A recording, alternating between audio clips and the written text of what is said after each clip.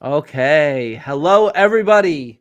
I guess, for those of you that follow the Cynical Historian, we are live streaming this on both of our set of channels, but I'm in control. So what that means is we're going to play my intro music while we wait for people to get alerted and to join the live stream.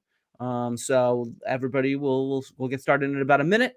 And here's some lovely music and pictures of me in the field. And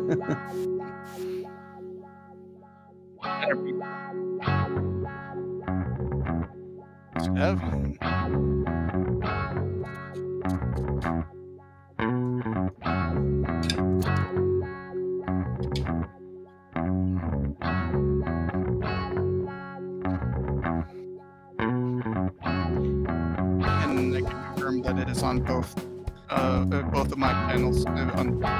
Yeah, I can see the chats coming in from different channels as well. It doesn't say which is from which on my end. No, the ones in our restream thing that are in purple are from at least one of your channels. I'm not sure which though. Purple's got to be the Twitch. Oh no, I don't see anything. No, I see YouTube subscribers on them. Yeah.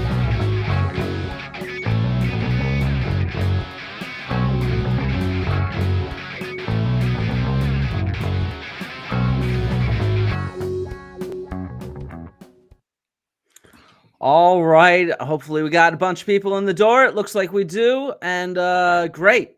So this is an archaeology and history collaboration with the Cynical Historian, Joe Hall Patton, and he teaches at the University of New Mexico.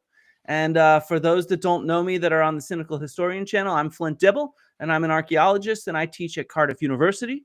And we both we're not obviously the only academic historians and archaeologists on YouTube, but there aren't many of us. So we're in a rare group, let's say. I think there's a lot more academics on the arc side than on the history side. I can name. I would have said the opposite. Some of the academics that do archaeology are actually historians. So like David Miano, he's an ancient historian. He covers a lot of archeology on his channel, but his degree and his teaching is in ancient history. And then there's Dr. Czar, history and headlines. Methuselah Czar, he or M. Laser history. He is a PhD candidate right now, actually doing his dissertation on like public history. That's good. In history communication. So really, yeah, there are some. And I saw Benjamin Park, who's a Mormon historian who now has a YouTube channel. And we were talking about Southern Slavery Uncovered, which is also run by an academic. Evan, we're going to go and show some of your channel actually today so that we can look at that. Here? Yeah, I saw him in the chat. He noted that his daughter walks around the house and sings my old intro theme song. There's a war among my fans. I changed my intro theme song. I'm going to keep changing up the intro theme song so that they don't get too old and boring. I used to have an intro theme song that was like every time I showed my little intro, it played a song called Pro Made that was just like YouTube has a library of music, and it was just I typed in punk, and that was the first thing to come up. I had that for the longest time, and when I switched it out, people did like get annoyed, but then I turned it into something that like added meaning each time. So yeah, so my first intro theme song is actually R.M. Brown. He runs a satire news channel, and he saw that I was on Rogan, so he made a song that makes fun of my name. And then when he found out that I wasn't like just some Rogan fanboy and whatnot, that I was an academic and an archaeologist, he then had me on and he made a second song about me. And then this intro theme song is actually one of my friend's songs. He's an archaeologist and a musician, so he gives me access to his music library, and I can just do with it as I want, nice. Which is nice. He's a good musician and a great archaeologist, and one of my best friends out there, Hussein Ozturk. If you're watching, Hussein, though you're not because you're in the field right now digging, but that's okay.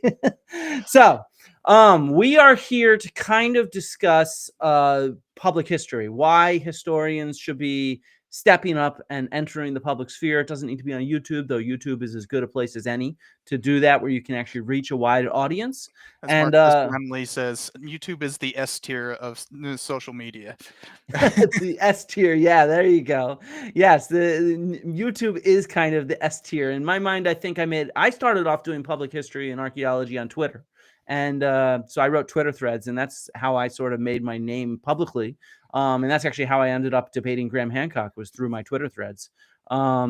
But once Elon Musk took over, and once I started to realize the power of YouTube, it being so S tier. According to Graham, you were like controlling the media. That's what he says. I control the media, seriously, from my small social media presence. Exactly. But no, it was partly like what you said. I realized that there's so much demand for historical content on YouTube and in podcast format, and I've realized that it lets me have on all kinds of people for conversations to try to profile different aspects of the field. And then at the same time, like you do, I try to occasionally write video essays with some points to them. And you do a great job with that. Yeah, I really like your Oh, stuff. thank you. I seem to have gotten in a rut where I can't stop writing long. Like I just released in January my longest single written episode. And I am almost finished scripting one that is approximately 20% longer. I can't seem to stop writing long episodes, and I need to figure out how not to. Yeah, I think my audience, King Richard I, everyone. Episodes. To who is this? King Richard I. King Richard I looks so much like Tavro, my cat. Wow. Tavro, is that you? Did you get all the way to New Mexico? No, different movies, different socks. My cat has black paws. But otherwise tabby and very similar looking.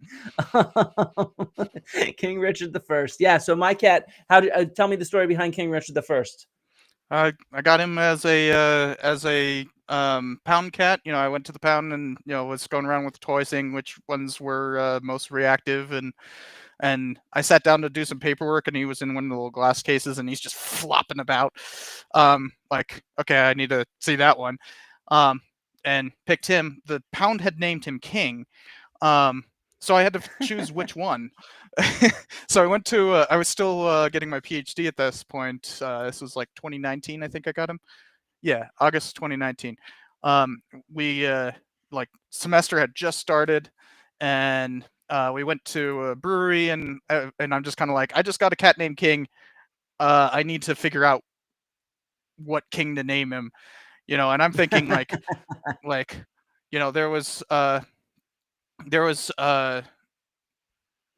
Justinian the apostate, who famously called himself a cynic and everything, but that's an emperor, not a king, and all that kind of stuff. And one friend's like, dude, Lionheart. Duh. Yeah, that's easy for a cat. Yeah. Yeah. So here, wait, let me show you just how similar they look. Unfortunately, Tavro is out right now. So he is out with the birds. He was attacked by birds yesterday. But this is a picture of him. And so you can see he looks very similar. He's actually from the site of Knossos. He's an archaeological site cat that we adopted when he was about 5 months old or so. And right when we moved here to Cardiff. Knossos is in the Minoan thing? Yeah, Knossos is the, well, I mean, it actually exists through the medieval period. People don't always know about that. So I actually study like Roman period Knossos is the stuff that I look at. Huh. I have an article that I just submitted that should come out hopefully. For some reason, I just thought it was a ruin by the time even like of the Hellenistic period. No, so yeah, this is a misconception actually. Knossos does not disappear with the end of the Bronze Age. In fact, it remains one of the largest cities in the Greek world for several thousand years. Wow. Yeah. So that's a perfect transition to misconceptions. Yeah, exactly. That is a perfect conception, and this is something that we both tackle a lot. Is that so we sort of have a few different themes we want to talk on, but the one, why do historians need to become public historians and speak up?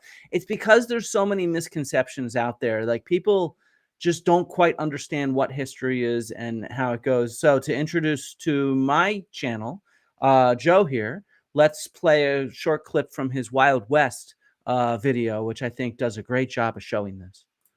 That historians no longer use the term Wild West. It has far too many incorrect connotations. So historians no longer use the term Wild West. I like how that starts off, because I'd call it the Wild West. Hell, this video is even called the Wild West, isn't it? Yeah, we tend to use the term frontier period or sometimes Old West, but that's kind of like which Old West? Yeah, that's a good point. From the myth of vanishing Indians, empty land, manifest destiny, righteous violence, and underlying white supremacy, it reinforces far too many falsehoods. The myth is utterly obliterated in current historiography, yet it is alive and well with people who like to deny history to proclaim America's patriotic. And I think this is one of the key points to get across, is while historians don't use the term Wild West, people still believe that that's what real history is about. It's a period, it's a thing, yeah. So let's see why. As in conservatives. There has been a resurgence of the frontier myth since its demise, often specifically to glorify an inglorious past for the sake of blind loyalty. This is not patriotism, but nationalism, as in dedication to a characterization of a nation, be it ethnic, racial, or idealistic. This inevitably marginalizes those who do not fit that character. Nationalism is inherently exclusionary. The first significant use of the myth post-Crisis of Confidence was Ronald Wilson Reagan. He played up his cowboy persona from his acting days in Simi Valley Ranch. His brand of hopeful nationalism built up neoliberalism through constant proclamations of rugged individualism. Newt Gingrich revived an old Stalinist idea called American exceptionalism. Gingrich is a historian, by the way.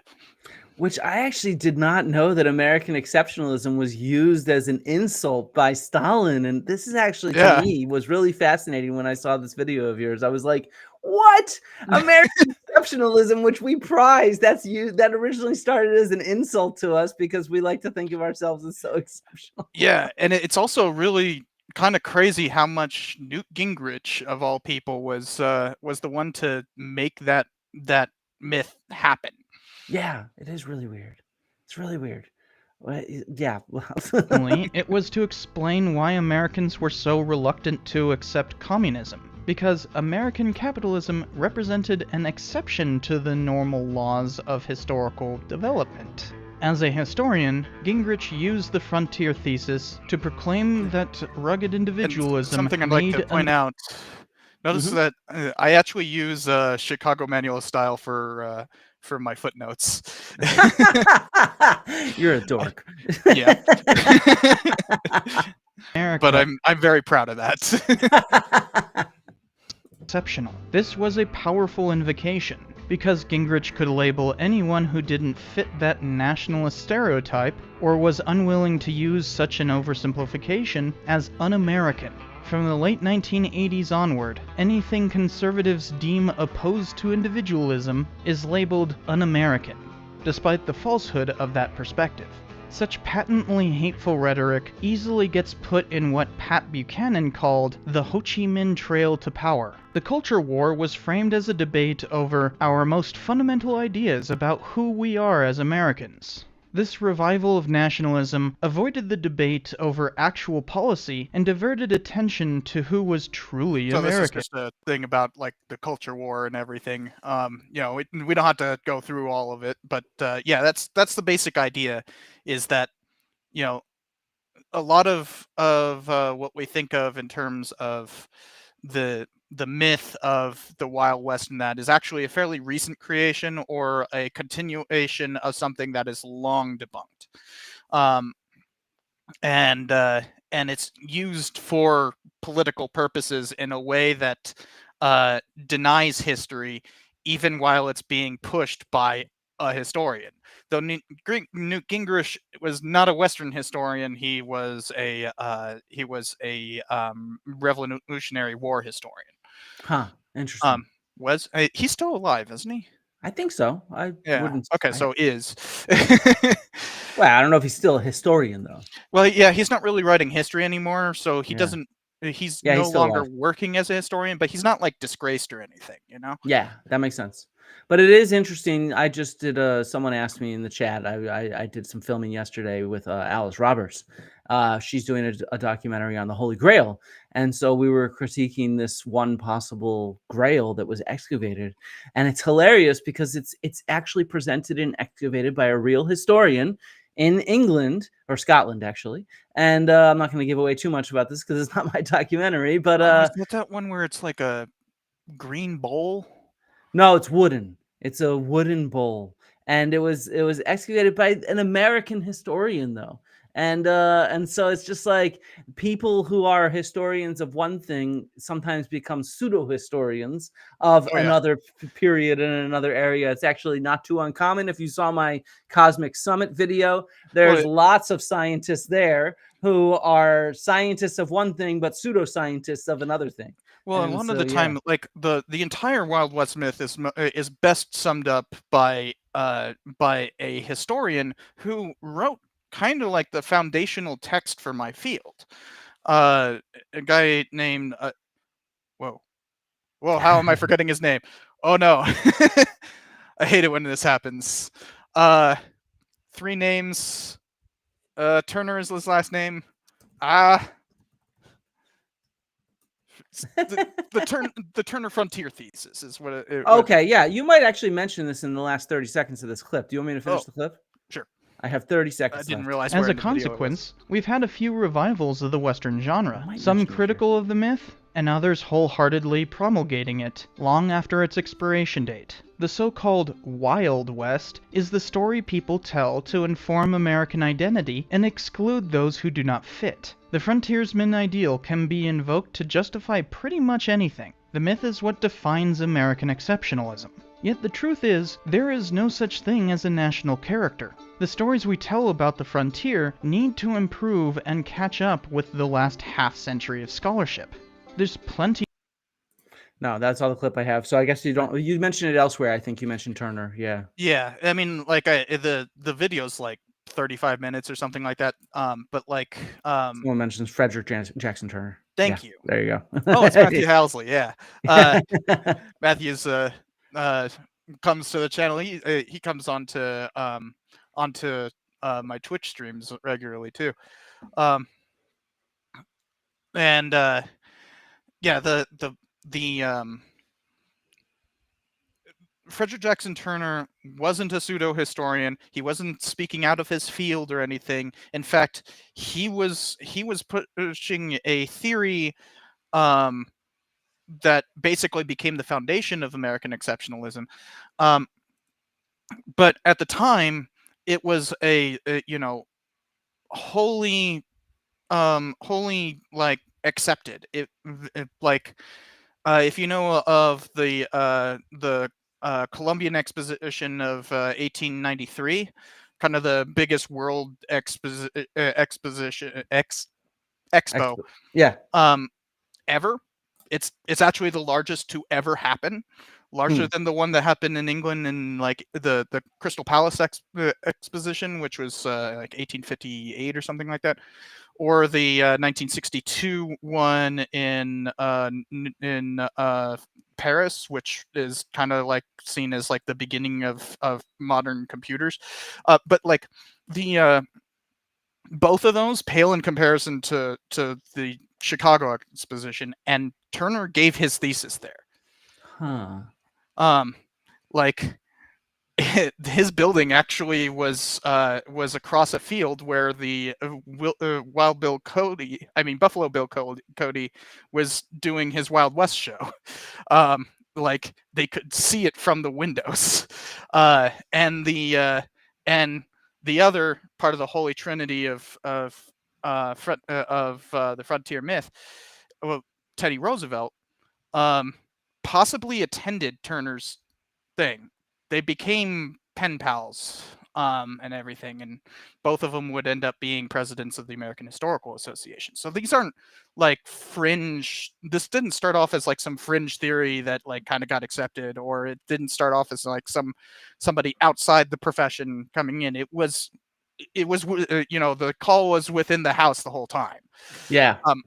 And but you know, the profession has moved away from it steadily, as more and more of it has been revealed to be wrong, or you know, misinterpretations, overgeneralizations, things like that. It still serves a role in the frontier. Thesis still plays a tremendous role. I make all my students read it. Like, Huh. like if you're taking the second half of American history from me, you will read it. Well, a very shortened version of it. Honestly, it's also one of the best examples uh, of writing an essay, writing a Okay. historical essay. It gets the point across in like 4 sentences, and like That's why establishes. it's so long lasting, because it's to the point. Yeah, well, Yeah. it's an excellent example of how to write a historical essay, and it's why it had such public appeal. Um, it was at a world exposition. Um, it didn't actually gain a lot of popularity at first, but by 1900, Frederick Jackson Turner was a household name. Like, Hmm. he was kind of the most famous historian besides was then vice president. Um, and you know, the following year would become president. Uh, and you know, besides political figures, he was basically the most famous historian on Earth Hmm. because of Well, this. someone who would be up there would be someone who I would talk about, who is Ignatius Donnelly, who was a politician. I don't think And of him as a historian, though. well, I mean, he's a pseudo historian. And he was thought of as a historian by many people when he wrote his best-selling book on Atlantis. Mhm. And so, like, that's this guy here. Yeah, he was a And Confederate, right? no, he was actually pro-abolition. He was pro-abolition in the lead up to the Civil War. He switched sides in the lead up to the Civil War. He was originally pro-slavery, but then he became pro-abolition. Ah, Um, okay. yeah, exactly. And so he tried to. It's one of the things that people say, that we criticize him for his racist stuff, because he writes in very racist terms about especially indigenous Americans and Native Americans, but also about African Americans at times in his books, or not African Americans, African people. Um, and so, but the reality is just like with what you're saying with the Wild West, is this has a pervasive belief in today's world, where 60%, I guess more than 60% of Americans believe in the Wild West and the frontier myth. But 60% or so of Americans, 50 to 60% of Americans, consistently say they believe in a lost civilization such as Atlantis. And I mean, one of the points I want to get across here, Majority. Jeez. yeah, it's amazing. But one of the points I want to get across here is that we have to speak up, because this kind of stuff appears legitimate to the general public, right? Unless you've taken a class with Joe or a class with me, meaning a university level class on history and archaeology, these are the kind of things that look legitimate, because places like Netflix and Amazon and whatnot, they list them as legitimate archaeology and history still to this day. And so I think that that's something that I really want to get across is and same thing, it's used in a very political way in today's world, but it appears legitimate to people. People don't realize these things are myths. They seem to actually think these are legitimate ideas. I mean, even Well, that's Graham kind of Hancock. what a myth does. Is a myth is ultimately just the story that we tell ourselves to inform our identities. That doesn't have to be false. Like, for instance, we tend to think of, like, you know bad myths that need to be debunked, but like there's like the kind of the myth of the founding as this revolution for liberty, and fighting injustice, and that, like, that's that's a good myth. We should keep it, right? um You sound like like Plato now. Plato's like, we yeah, should that's keep only the the noble myths that lie. tell moral things, and the rest Yeah, of the myths, yeah. yeah, I mean, like, the real John Brown was an was crazy and a terrorist, right? But like we can keep the myth of him, you know. Uh-huh. That's what we like about him, you know, and like or Teddy Roosevelt, like, you know, he is a myth unto himself, despite being a historian. You know, but like that boyish charm, that kind of like exuberance, you know, the strenuous life as he called it. Um, you know, we should keep that aspect of him, right? We should Mm-hmm. praise that, and let it inform our identities. We don't have to be completely, you know, anti-myth. It's just anti-bad myths.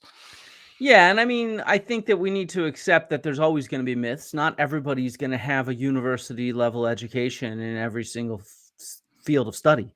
So that's just Oh, like even life. with, you know, even at the university level, we're going to have myths. Like, Uh-huh. you know, there's the myth of how like the history profession came to be. You know, first came Mm-hmm. Herodotus, and then came Thucydides, and you know, Total bulls. I mean, we could even go to the myth of democracy. You were talking about the myth of the founding, and it's like this idea that Athenian democracy, which I study ancient Athens. In fact, next week I'm gonna have Matt Beat. Me and him are gonna do a oh collaboration Matt, on yeah, democracy cool. and ancient and modern and what we can learn from it and stuff like Yeah, that. he's currently Next, doing um, uh, I've it's not a postdoc. He doesn't have a doc, but he's basically doing a postdoc, okay, a fellowship. That's the word. that's Um, that's what you're looking um, for. he's doing a fellowship with University of Kansas about American democracy. So Yeah, that makes yeah, sense that that he suggested that as a theme to talk about for our first collab, and so it'll be, part of my point though is like Athenian democracy, we kind of like aspire to it. It's like, could you imagine, Joe, if you were able to vote on every piece of legislation, for example, because that's what the Athenians could do. All the Athenian citizens could vote yeah. on it, but it's like what we don't realize is it's not quite like that because, hello, you have to Oh, be that's a why it's citizen, you have to be male and you need to own property. So it's yeah. That's why own, it's meaning often own called. land. That's why we're often called representative democracy. But also, it's something like what only 7% of Athenians could even vote, or something like that. And like, if we have low voter turnout, um, just said I have to reload the page. What the heck? You're here for me. Yeah, it says, "Oops, something went wrong reloading." Oh, it said reloading the page. Oh, Um, okay. I don't know. The error disappeared. But um, you know, they had they had such a low amount of voters compared to us. You know, even at our lowest voter turnout, we still get something like 30% of the population to vote. And Yeah. that's like at a lowest voter turnout. And it's more, and it's something like 90% of the citizenry are eligible to vote. Huh. Yeah, exactly. Yeah, yeah, yeah. While in ancient Athens, the turnout's so low because they're not eligible to vote. Yeah. Because you got to be male, you got to own land, you got to have two Athenian parents. Yeah. So it's just like, And I have a thing on my server, like the way that the mod team can vote people out of, you know, if they, you know, are becoming a problem and everything, to vote them off the island. Basically, it's called the Socrates Protocol, and okay. and you know, it's a procedure and everything. You know, they have to vote for it and everything. And as I say at the end of it, is like, welcome to democracy. Killing Socrates is a executing Socrates is a necessary part. Exactly. But yeah, so I think that this is one component of it. Is in general, there's just a lot of historical myths out there, and the only people that actually understand the actual historical stuff are for better or for worse, those with expertise and experience. And so this is one of the main reasons why I think we need to be speaking up. Um, I would say that there's another component to it where these myths alone, as we've seen with the Wild West or even with democracy and stuff like that, they're weaponized for political purposes to tell these kind of stories about who we are.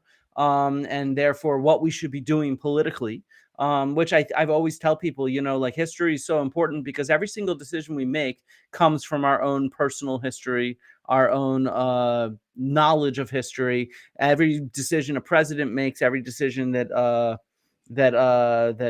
we make comes from what we know. But there's more damage that this kind of stuff does from an archaeological point of view. Let me play for your audience a clip from my recent video, Archaeology Wars, where I kind of address the kind of anti-intellectualism, but it's more than that. Sometimes it's just a lack of knowledge and understanding about archaeological ethics, like looting and trade in antiquities and stuff like that, and the kind of damage these kind of myths about lost civilizations or about archaeology can have. So let me play this quick clip. At the same time, there's a clear relationship between pseudoscience and the impact on vandalism and looting and forgeries. So on the right is a pseudoscientist, Marcel Foti, who believes that the pyramids were built out of conglomerate blocks that were, geopolymers. And he proves this by acquiring a stone from Giza, licking it, and telling us how salty it is, because that proves the science that it's a geopolymer. Which, by the way, Joe, do you know why it's going to taste salty? Because it's sandstone? No, actually, Zahi Hawass explained this, and I thought this was absolutely fascinating. So I did an interview with him, which I'll be publishing, I don't know, in the next few weeks or so.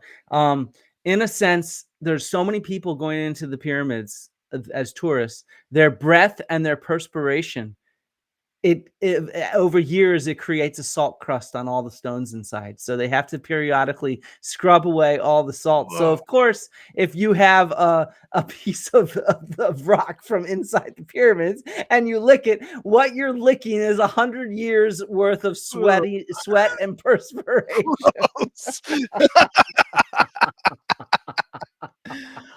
Or on the left, we have images of these granite vases. There's the whole cottage industry of YouTubers that acquire these on the black market. Some of them are perhaps legitimate archaeological artifacts that have been looted and smuggled out of Egypt. Others are possibly forgeries. And there's dozens of YouTubers that do analyses on these artifacts and claim they're too precise to have come from primitive Bronze Age technology. They must have been made with machines. Let's dig a little deeper into where they found this vase. While in Egypt a few years back with his father, Alex met Adam Young, who happened to have a couple of ancient pieces in his possession, including this vase. Artifacts like this do come up for sale or auction from time to time, usually from estate sales or from private collections. So here we learn that the vase was part of a collection owned by Adam Young, who acquired the pieces from private owners. As you may know, trading artifacts across international boundaries is illegal. Laws are different for different countries, but generally speaking, if the objects were obtained after 1970, it is more likely they were obtained illegally. There is a flourishing illegal antiquities market, and this causes a lot of problems for historical investigation, as you might guess, not only because it encourages the theft of artifacts from archaeological sites and prevents us from ever knowing where artifacts came from, but also because it encourages the creation of archaeological forgeries. Fake artifacts abound on the antiquities market because dealers can make a lot of money selling them to unsuspecting customers. And it goes that goes all the way back to like the ancient Greece had its own fake antiquities market. Yeah, exactly. It actually did. I mean, they didn't always see them as fake. They were seen as retro sometimes, but because they were echoing the past. The Romans in particular love to do that. Like most of the Greek statues that you see are actually Roman copies. Or you see those like obelisks that they erected and tried to put on hieroglyphs, but didn't know how to like write in hieroglyphs, and so it's just utter gibberish. I love those. I love that kind of gibberish stuff. In fact, early Greek vases, they actually specifically wrote gibberish. It was like a comic strip where you have fake words coming out of people's mouths and stuff like that. But there's this great letter from Wakara, who was a famous Ute chief in 1850s Utah, and he basically like this has been a lot of pseudo history, a lot of pseudo-history people in the Mormon Church like to say that this is proof that like ancient relations between Israel and all that kind of stuff. But like when you actually look at it, it's utter gibberish. He basically just wrote like what he thought writing looked like, even though this is from the 1850s. So he has contact with people who can write, but like it was basically his form of like asserting, yeah, I can write too. Yeah. Not correctly, but I can write. This was a really common thing in the 19th century with these kind of forgeries that were trying to establish like the lost tribes of Israel in the US or Yeah. different Well, kinds of that's groups. basically Yeah. the entire thing of Mormonism is Mhm. like that is the Book of Mormon is basically the story of with two of the lost tribes. Yeah, exactly. Yeah, yeah. And there's a lot of these forgeries. They abound from the East Coast to the West Coast of these kind of frauds and forgeries. I've talked about some of them with Kenny Fetter, and I'm going to have Joe Wilson on at some point to discuss one of these forgeries. Yeah. But yeah, we saw here how it was David Miano, who's a professional historian and has some experience doing archaeology communication as well. I mean, he's an excellent archaeology communicator. He's the one that brings this kind of stuff up. And so this is why we need these us professionals to communicate. Here's another good example, which we've probably seen in the news as well. Most people. So this has real impacts on our sites and on what we do. At the same time, I want to highlight that the next slide shows human remains. Here it is. These are the tridactyls, these so-called aliens that were presented in front of me. What do they look like to you? Well, I know the story. This is the one that got presented in front of. Yeah. So like, one of them is like a goat bone, and that's like the head or something like that. Yeah, and the rest of it is like an aborted fetus. Yeah, there's different portions that are looted from indigenous graves and then animal remains. And it's partly they're looted from indigenous graves because they want to have them come back with a good radiocarbon date that shows they're ancient. So they actually get these ancient bones, and it takes an expert in bones to be able to piece this apart. Here, watch this. It's Congress. Cool. And it turns out that these were formed from a combination of indigenous archaeological human remains and animal remains so that they could return a C14 date that shows that they were ancient. The most intriguing criticism of the mummies to me is that the back of a llama skull looks very similar to the face of the mummies. A Peruvian paleontologist named Dr. Rodolfo Salsas-Gismondi provided this video and gave me permission to use it for my documentary. I mean, that's pretty compelling evidence. If you know what a llama skull looks like, which I do, I'm a zooarchaeologist, I study animal remains. You see that does not look alien to me. This looks like a fucking back of a ruminant cranium, which is what it is. And so, I always joke around. I was taught zooarchaeology last term, and sometimes you can get a pelvis, and if you hold it just right, it looks like a weird, gnarly skull. And so it's just your eye playing tricks. If you don't know what you're looking at, it's gonna look weird. I don't remember which YouTuber it is, but I know there's a YouTuber who regularly was it Stefan Milo? Might be Stefan Milo. He regularly shows up with a I don't know if it's a real skeleton or just a for show skeleton, but it has the head instead of the pelvis and the pelvis instead like they swap the bones. Yeah. It's very common because they sort of looks like one. Yeah. It does look strikingly similar to the facial structure of the mummies, and in my opinion, it's the best physical evidence that skeptics have put forward so far that shows that these might have been manufactured. And so this is the kind of damage that is done to this heritage here, just disrespecting and desecrating human remains as well as archaeological art. Okay, so that, I hope, sort of gives a sense to everybody where these myths come from and why experts are needed. But I hope we can, for the next bit, before we talk about how to combat this stuff, we can show the ways in which anti-intellectualism and anti-scholarship and anti-historians and anti-archaeologists exist. And so that's this next set of the clip to transition us. Well, I want to tie these together where we were talking about like myths that are kind of like more general. I mean, the Wild West myth, it's like, everybody believes in it in some way, even historians who denounce it. I absolutely love Western movies, right? Oh yeah, me too. Yeah. big fan of John Wayne, and yet I know just how bad of a person he was, and like how bad the history is behind a lot of it. But you take that kind of willingness to accept it just for the fun of it, and then people start wanting to validate their myths, and that's how you get from just kind of mythology that maybe we should leave behind to this kind of pseudo-archaeology and stuff. Like, who doesn't love Indiana Jones? But a lot of the stuff about, like, the what was the one with the Crystal Skull? The Crystal Skull was about like aliens influencing the ancient Mayans or something along those lines. I don't even know which it was supposed to be, but like the that makes people want to validate that myth. And that's how you get to things like this with the archaeology, where the pseudo archaeology, where they're digging up bones and putting things together and desecrating remains. Like, there is a not just a connection, but like the harder you believe in falsehoods, the more you need to make reality shape your misconceptions.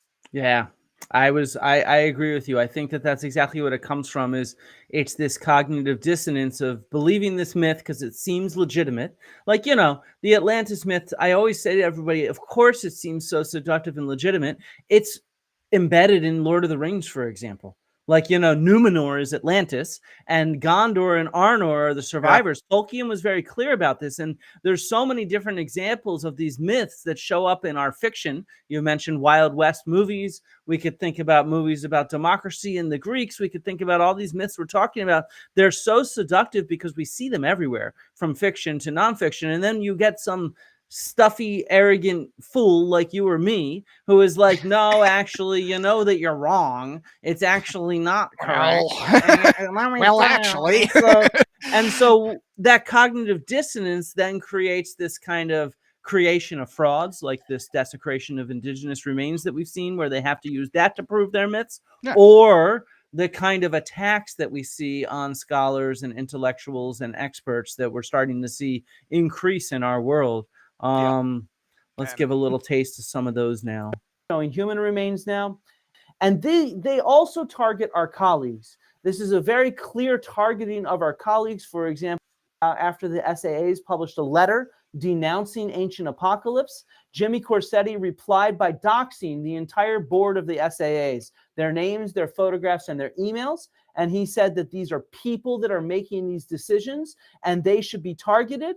And in particular, when somebody asks him how, he said that they should review their books with appropriate reviews on Amazon and appropriate reviews on ratemyprofessors.com. And that happened to Professor Bill Farley. There's this one guy, he's a huge YouTuber. He's like 1.5 million followers. Oh, okay. It's not who I'm thinking. No, and this guy, he convinced, he directed them at several people. One of them was me, and asked them to write fake reviews about us on the internet. I saw somebody else talking about this, I think. Yeah, it might have been Hoops or somebody, one of those guys. Because it was, or Flint Dibble maybe, might have been. So we were, so I had like 15 fake Rate My Professor reviews appear. That was like very weird day.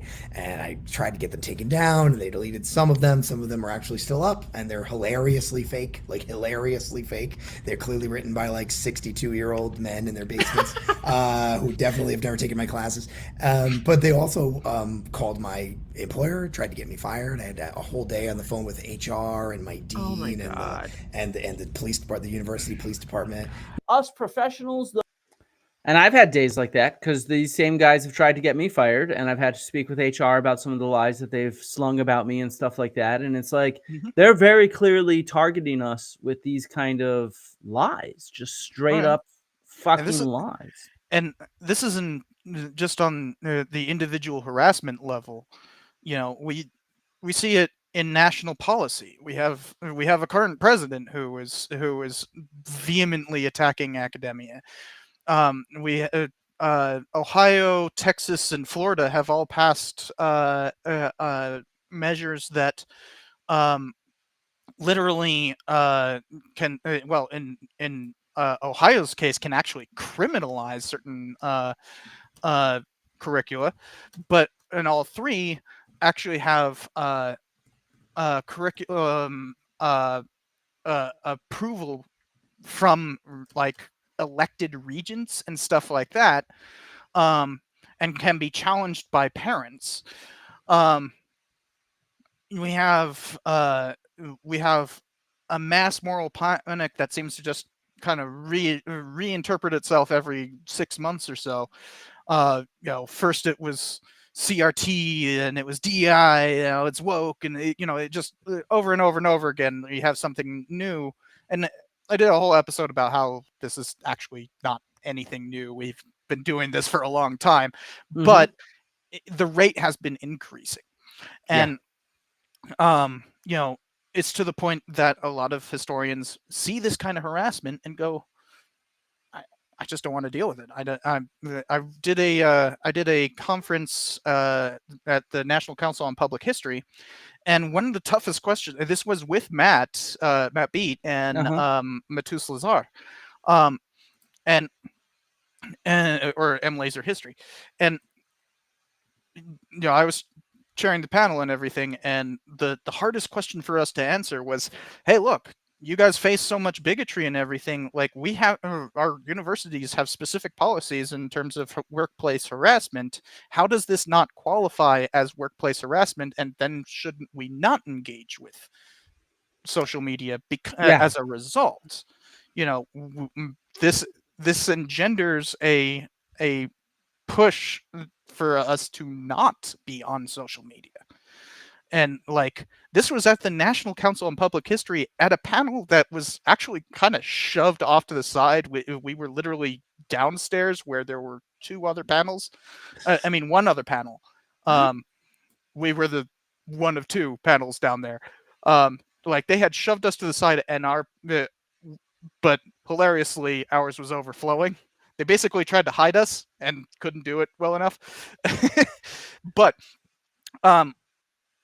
this is NCPH. Like, these people are here to like, they want to learn how to be there to do what we do. And they're already going. Sorry, I didn't read that. Oh, I'll put it back up then. Yeah. So I was just saying, somebody in the chat said harassment has become such a pervasive technique ever since Gamergate, and it's effective, and it cows our colleagues for these reasons. And I did at the same time you were doing your workshop, same month at least, I was doing a workshop with Milo Rossi at the Society for American Archaeology, and we called it the Classroom of 1 Million: Social Media as an Educational Tool. And I was very upfront. I'm talking to students who are interested in getting on YouTube, and I basically said, look, I don't think that everybody's role when teaching history to the public should be to push back against myths and fake history and stuff like that, because that's what attracts the hate. If you're gonna poke the bees, the hornet's nest, you're gonna get stung.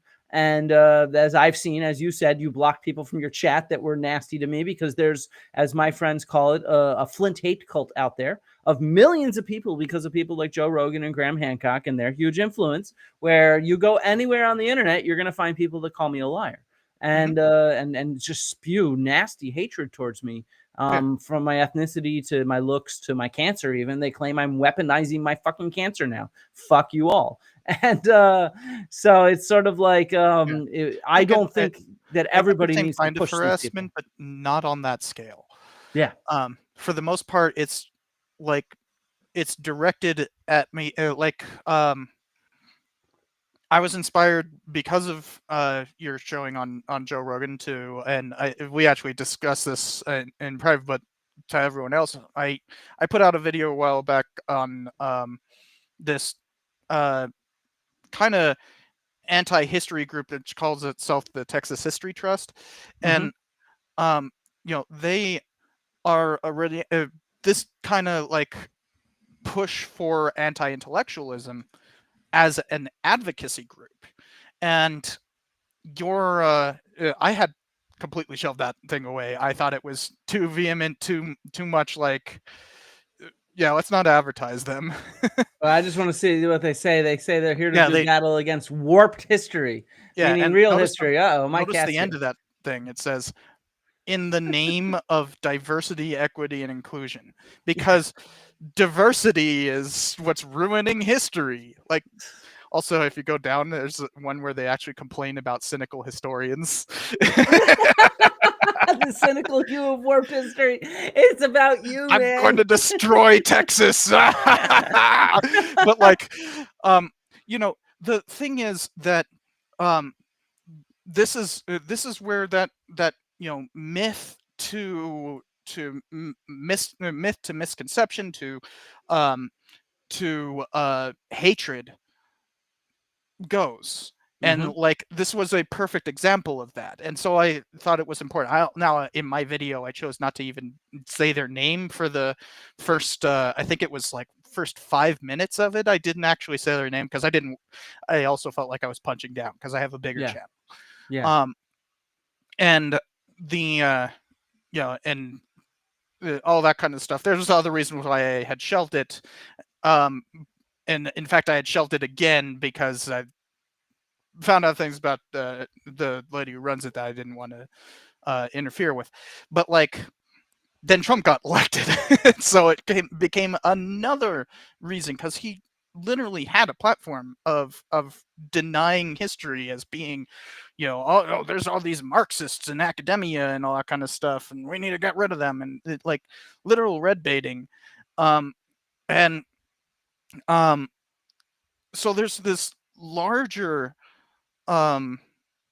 thing of not just personal harassment that you have to deal with, but like, I'm sure there's some people who are angry that I'm even mentioning Trump. Oh, I'm sure there are. So by the way, for some reason my feed got backed up by 20 minutes now. Oh no, what, on your YouTube on or something? the comments feed on Restream. I can see mine. I have my channel and Twitch pulled up, so I can see those. Was it because I was scrolling through them? Are they caught up now? Because I was scrolling on mine to try to find old channels. It just like the newest one is from 1232. Weird. Well, 12 from why is it with you that we have these problems with the internet? Well, this is just a Restream thing. Otherwise, everything's working just fine. Because I've never had that issue. Okay, but yeah, go on. But oh hey, I just saw Edu too. But the there is this larger attack on education that you have to take into account as well, and so it feeds from this like myth to misconception to active hatred to larger well, we have to protect those myths. That's what Trump calls patriotic education, right? Like that, like, I'm literally attacking American exceptionalism in that video, which he would define as unpatriotic, even though I expressly... Which is a Stalin term, of course. Well, yeah. You got to get your ideas from somewhere, and right-wing people are typically not capable of it. Yeah. But like the that transition from that engenders that we will receive personal harassment. Yeah. It's just a necessary part of communicating this stuff. But there's a question as to, you mentioned that like by directly attacking the Atlantis myth or Wild West myths and stuff like that, by attacking the myth and dismantling it, that engenders the hatred. But you kind of mentioned that there's ways of you kind of hinted there's ways of going about it without engendering that hatred. Yeah, I tend to think that it depends on what your themes that you're talking about are. Certain themes are very hot button. I think it's probably going to be really tough to be an Egyptologist or a historian of the Confederacy and not push buttons. because there's large communities out there where these myths about the Confederacy or about ancient Egypt are part of their identity in such a clear way. On the other hand, I don't know if you're going to be talking about certain components of American history or Roman history that are less hot button, you can start to be able to teach stuff. But obviously, then you also want to dispel these myths. So, I mean, I definitely think that to do public history requires some courage and requires some ability to take it, meaning to take some harassment. Yeah. But I also something think that there's I've learned is that there aren't really any niches that don't of course not. Yeah. have like it's interesting how often I will go into a new subject, because like I do movie reviews, and so that'll often force me to like I just finished editing the Gladiators, which not my topic. But like like there's Commodus apologists, like what? I didn't even know about that until I started researching it. Like you find a new form of denialism Yeah, with every topic you explore. definitely. And so sometimes you can really learn from that, though. You can learn what people take of value. Like, for instance, something that I didn't really realize was when I started doing all this Mormon history, and I called them a sect of Christianity. They are. Mhm. No ifs, ands, or buts. You say otherwise, you're either lying or a bigot. Uh-huh. But people hold that term, that Christianity, it deep, deep down. And so to hear somebody that they find repugnant defined as a Christian, suddenly, hold What? on. No, you It's like, insulted me. I'm a Christian, and they're not Christians. yeah, it's like, well, Mussolini was very pro-Catholic. If you're Catholic, how can you denounce fascism? Yeah. Like, no, of course you can denounce fascism. Like, just because it has some offshoot of a label that you identify with doesn't mean that you have to identify with that offshoot. Mm-hmm. I didn't know that. I didn't know people took it so freaking seriously. To me, I'm just using this academic language. It's a Christian sect. It's like, well, yeah, that's what it is. But I didn't realize that there would be so much anger about Yeah. just stating the facts. And And I now think, I know that I need to specifically push back against that bigotry, yeah. because it flows straight from that. And I've seen it multiple times. I have a thing of bad comments on my server, so like if anybody wants to go to my Discord server, you can go find these comments, where straight up we had somebody who said they're not a Christian sect. Lilburn Boggs understood the assignment fully. That is a direct quote. Lilburn Boggs is the one who signed the extermination order for Mormons. Aha. Yeah. So I went from nuh-uh, kill them all. Jeepers, man. Yeah, and I mean, there was a point that Edu2 made where they're happy that YouTube closed comments on kids' channels, because the Yes. amount they needed to moderate comments on history videos for kids was crazy, because this really is becoming a battlefield. And so I would say, actually, to be honest, I think that one of the best things that our colleagues can do is, if you have the grit and the courage to be able to withstand nasty comments, which I think a lot of us have that. I'm not going to force anybody to be exposed to them, though. So if you have that grit and courage, I think you should start a channel and start doing stuff. And like I said, we'll review a little bit of Southern Slavery Uncovered in a bit. But at the same time, I think another thing we can do is work hard to support those of us that are engaging in the fight. I find that even my colleagues, I know they support me, because when they see me in person, they're like, "You're doing a great job." But what they don't do is use their social media like and repost buttons. And it's just like, dude, Yeah. like, support us. This is all about fighting these algorithms. And this is why I put the caption down here. Guys, give it a like and a comment on both of our channels. Go to his channel, go to my channel, go to all of our channels, and promote this stuff to the algorithm so that real education can get out there, because we are in a fight and numbers matter. And the thing is like you said, everything's controversial. Let me play this clip from this YouTuber that's been catching my eyes lately. He's growing very fast. He just got mentioned on Joe Rogan, and he's very into pseudo-archaeology. He apparently has a degree in history. Let's see what he has to say. What's his name? I spent 4 years earning a degree in ancient history, but now I believe in a lost civilization. This is very much not what was supposed to happen. When I began studying, my professor's attitude was that history is a closed book. It's finished. It's been established. Sure, we may make a new discovery. No history professor believes that history is closed, finished, and established. You have to be kidding me. But this is the myth that they portray about who we are and what we say. Discovery here or there, but the overarching narrative is set. And to challenge that was to be a heretic and to fail. I realized there was nothing new to discover. Yeah, like we're sitting here right here challenging the perceived narratives of history that the public has. This guy doesn't, if he has a BA, he didn't learn shit. That's for sure. Exciting to contribute. Huh?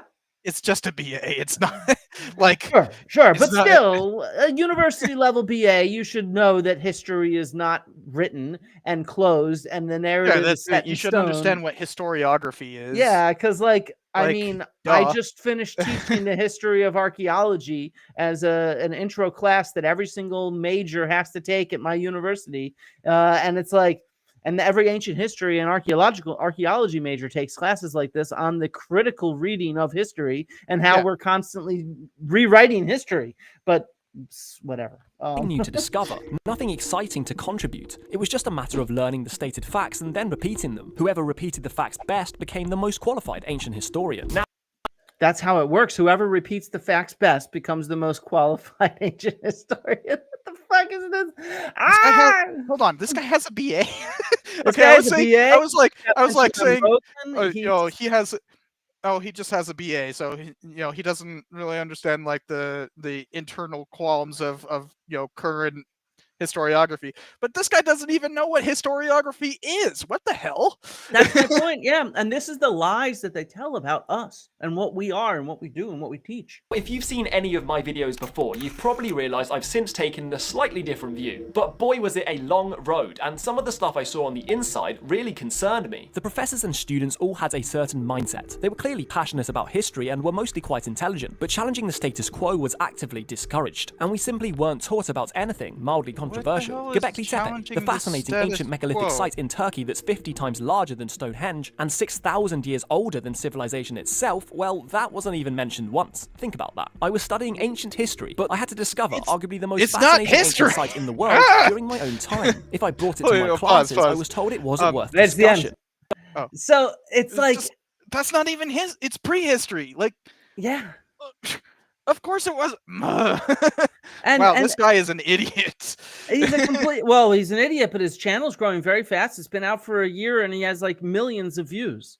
And he's mentioned on Rogan and everything. Yeah, this kind of thing goes like there are a ton of there's, for instance, in the non-archaeology history space, because a lost civilization wouldn't be history, it would be archaeology, because it would be prehistory. It would be prehistoric. But like in the history space, we have like tons of Holocaust deniers that are becoming popular. Like freaking Zoomer historian, Forgotten History, freaking TIK or whatever. Freaking I don't know. These are the kinds of people that, and then you have ones that are kind of like adjacent, that are like the culture warrior people that are like reenactors,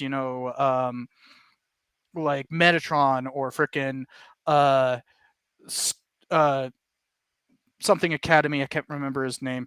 Yeah, Khan Academy. Like, no, not Khan Academy. I know what you're talking about, though. Yeah. Yeah.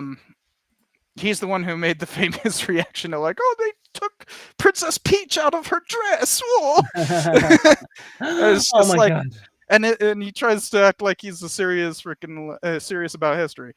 And I mean, it's just all made up shit. and Like you as talk about, that they don't human teach being, Göbekli Tepe. Look, this is the cover of the major archaeology textbook by Colin Renfrew and Paul Bond, yeah, Archaeology Essentials. It has Göbekli Tepe on the friggin' cover. You're saying we don't teach this stuff. You're just lying mhm. about what we teach about in school. And what's funny is he makes it sound like learning history is memorizing dates and names. Yeah, which And no, that's like what we do in middle school. right? Like that's not a It's not real even high school history. level. Like, Yeah. how did you get your BA? But Like, this in is order what to, there he's is lying no, is the reality. He's just lying. And the yeah, title of that video, by the way, is, let's look at it. I My spent 4 history years degree earning a lied degree. about lost civilizations. So no, he it lies didn't. about You us just to lied about your claim, degree. yeah, to claim that we're lying. I mean, he might have a degree, but if he does, he's lying about what he learned. That's Yeah. for sure true. Either he's lying about the degree or he's lying about that. And so it's just, this is what we're up Oh, against. and This is why there's by so the much way, hatred. Helen pointed out the one I was thinking of was Shadiversity. Shadiversity. There you go. Yeah, Okay. that one's like, yeah, just a freaking joke. But like, and the funny thing is, I used to like the guy. I'm But that's actually going to the- probably go on Metatron's channel soon. Speaking of Metatron, Mm. because he attacked me and he gave me the right to reply. So we're going to have a conversation. he attacked you. Yeah, he That guy made a has brutal become attack such on a me. freaking joke. Like him and Shad have basically like turned into these like right-wing reactionary type grifters. But like, I wouldn't call them denialists, and I wouldn't even No, call they're not. They and I wouldn't try to even call do them like real history tubers. history. I Yeah, wouldn't even call them history tubers to begin with, though. They're more like the like reaction content. uh they're more about like they were more about like you know, playing history, you know, like reenactors. They were like reenactor content, you know. Yeah, yeah. But like it's so pervasive that you can get people like that who start off as stuff at least I liked and turn into really nasty denialists. And I mean, drama gets clicks, and you're making your money off of YouTube, so drama helps. I know that. My best performing videos are about Joe Rogan, which people are like, "How dare you profit by mentioning his name?" It's like, dude, he has tens of millions of views to me. He mentions me all the time, but if I mentioned him, it's a problem. Like, Oh yeah. get this off. Like, you know, Oh you yeah, have to be kidding me. there's a whole thing of like I did a video about Johnny Harris. Mhm. And like the funny thing is the people who actually watch through the video kind of go like, "Oh wow, you were like really respectful," and you know, you weren't like I was doing my best not to be like doing constructive criticism, you know? Mhm, mhm. Like that should be a model of constructive criticism there. You know, this is how you criticize somebody without being like, "You're an idiot." Ah! Like now, mind you, my opinion on him is kind of soured over time. He's basically become a content mill. Though I still will delete anybody saying like, "Oh, he's a CIA spook" or something like that. I see that, and it's just like, screw you. But like the the oh, so mind you, my feed is like Behind. 20 minutes off. I just saw that Southern Slavery Uncovered said that that he knows of the Texas History Trust. Yeah. Why is but your feet so far behind? That's so weird. Can you scroll it yeah, down? Can you scroll it down with your mouse? Maybe that's why. no, I can't. Weird. I think I have to go over to your channel in order to see that. Sorry. But I have my channel open. Yeah, I don't yeah. want to have multiple open. But the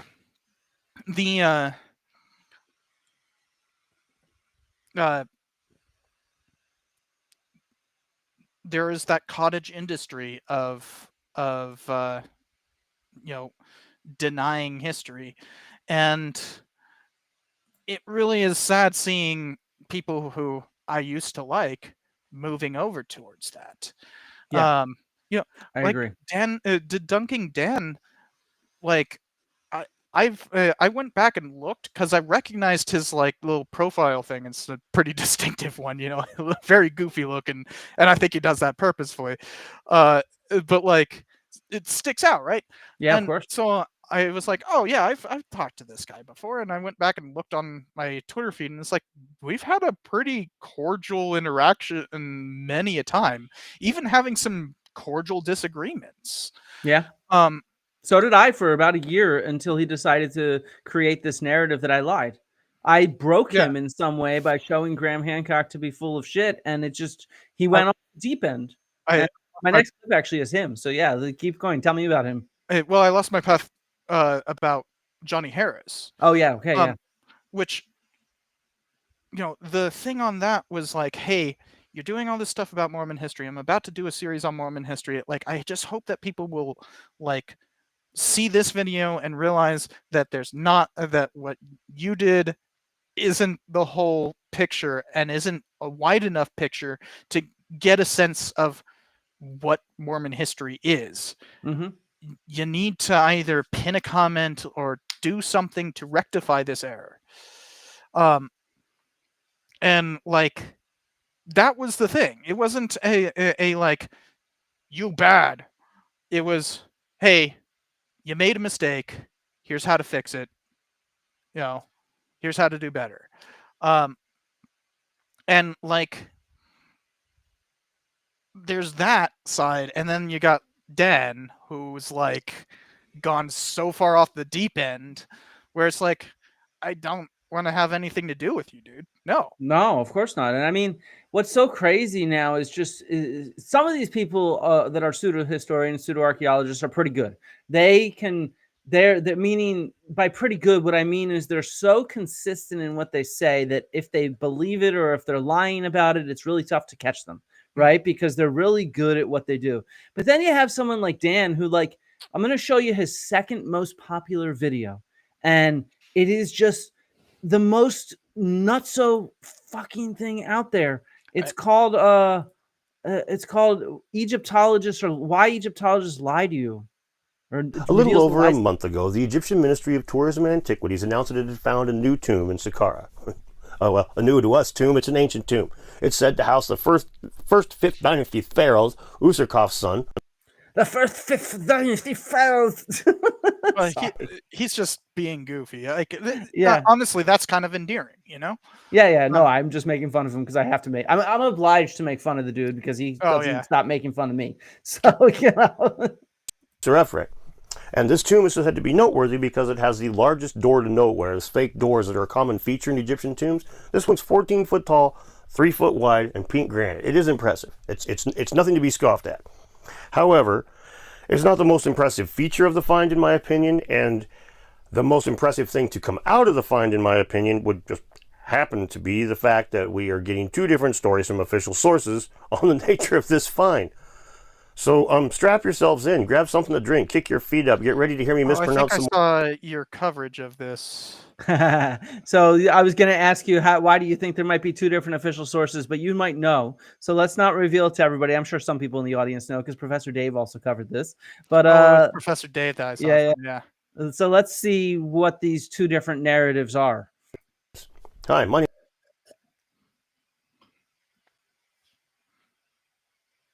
One second. Sorry. You're trying to figure out where to go. Hoping that we get more information on this altar, but I'm also a little bit afraid that it's the kind of thing you might just have to go to the Cairo Museum on a Saturday when they happen to have it out, and man, that's irritating. Now, when this site was first discovered, Egyptologist Dr. Joseph Wegner, one of the first... His name is Joseph, by the way. I know him. He taught at Penn, where I did my undergrad. He's a nice guy. I'm hoping to have him on the channel at some point. Archaeologist excavating this site went on Fox News and said that he thought... If he was going with he was basically trying to go with the German pronunciation. Yeah, I know. But that's not how you would pronounce it. It's Josef Wegner. It's Like- just weird. It's just he's Joe. His name's fucking Joe, just Yeah, like you know. And he's yeah, a I nice have guy. a PH, but like close Yeah. enough.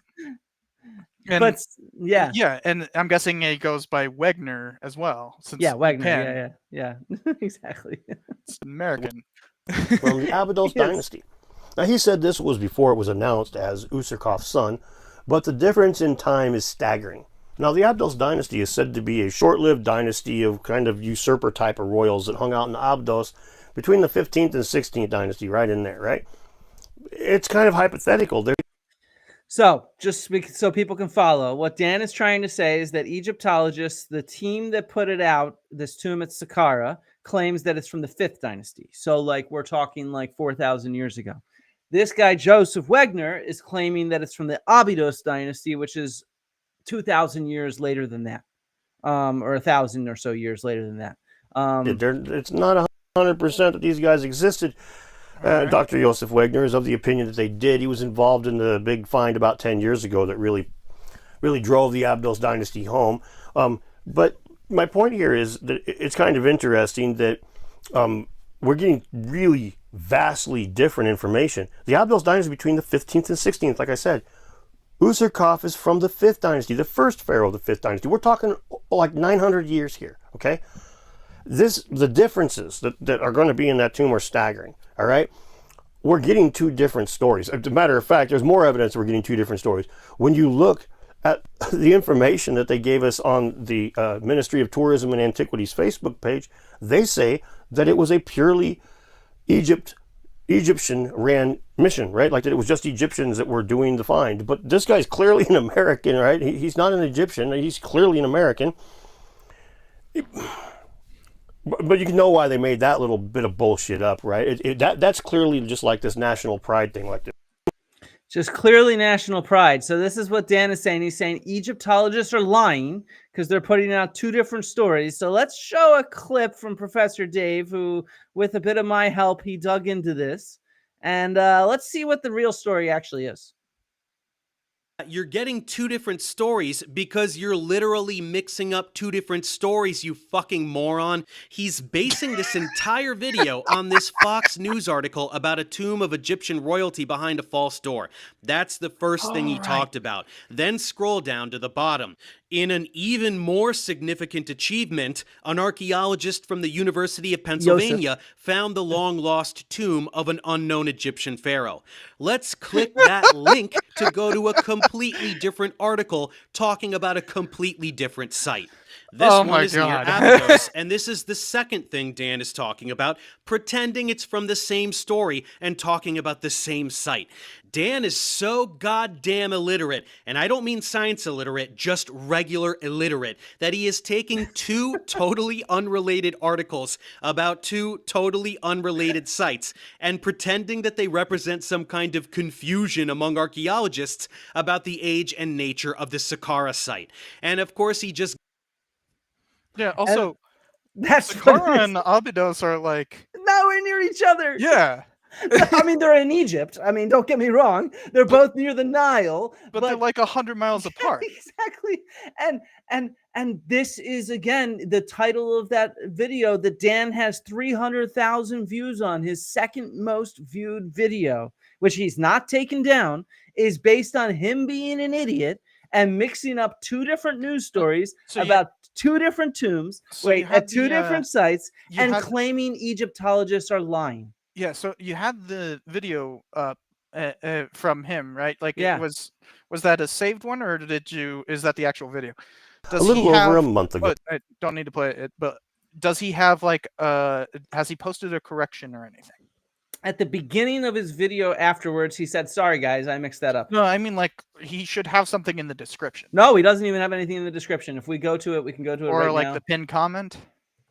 We can go check. Let's go see. Go see. Because this video is still doing numbers. Like, this was a recent video. It's not that long ago. It's like a month ago. 300,000 freaking views over the course of let me pull up a month.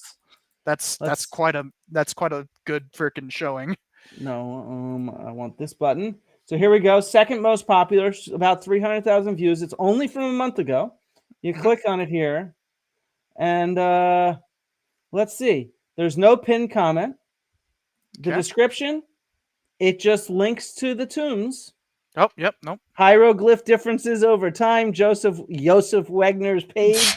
It doesn't mention any issues with Yeah. it. So And yeah, it's still doing numbers. that's distinctly dishonest. Distinctly dishonest, while he's using this dishonesty to say that Egyptologists lie. Yeah.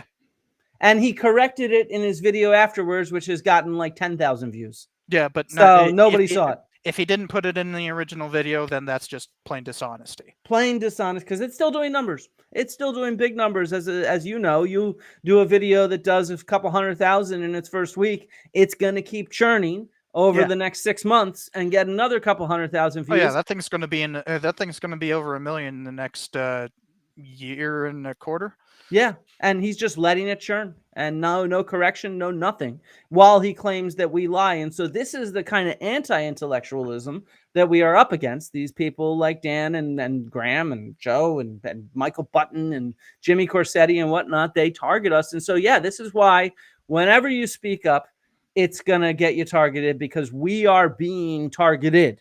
And regardless, and I didn't show the clip and stuff, but one of the things that I want to point out, he's literally called for you for people to call your work and get you fired and stuff. Yeah, but no, I wasn't going to say that. I was going to say that, like, our colleagues get targeted whether they speak up or not. And so like, Göbekli Tepe department, Dr. Bachvoy, she was kind of like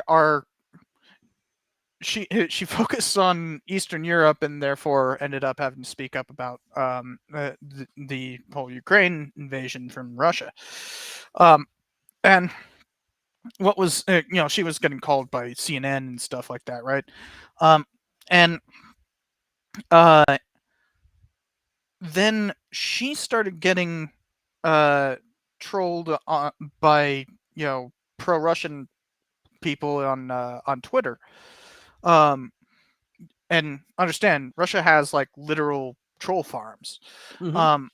And so it might have been direct Russian harassment. But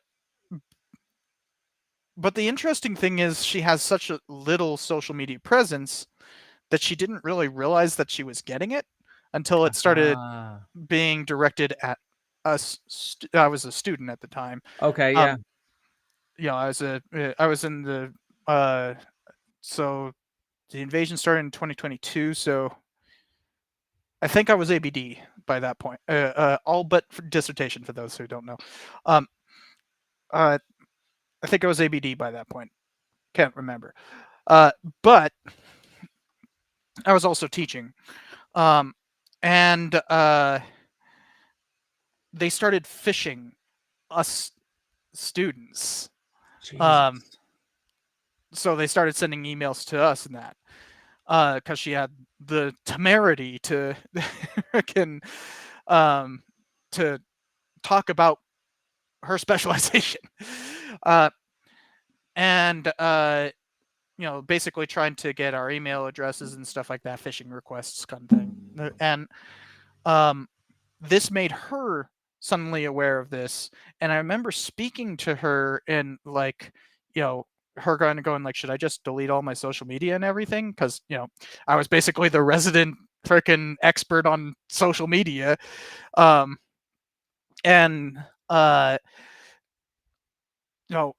like, 1, no, 2, use it.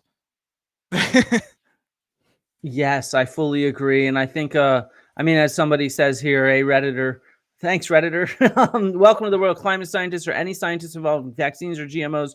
I'd say really any scholar whatsoever at this point are all targets for harassment. And just like with your professor, the Göbekli Tepe, we just talked about Göbekli Tepe, that team has been the Wild West, nonstop harassed.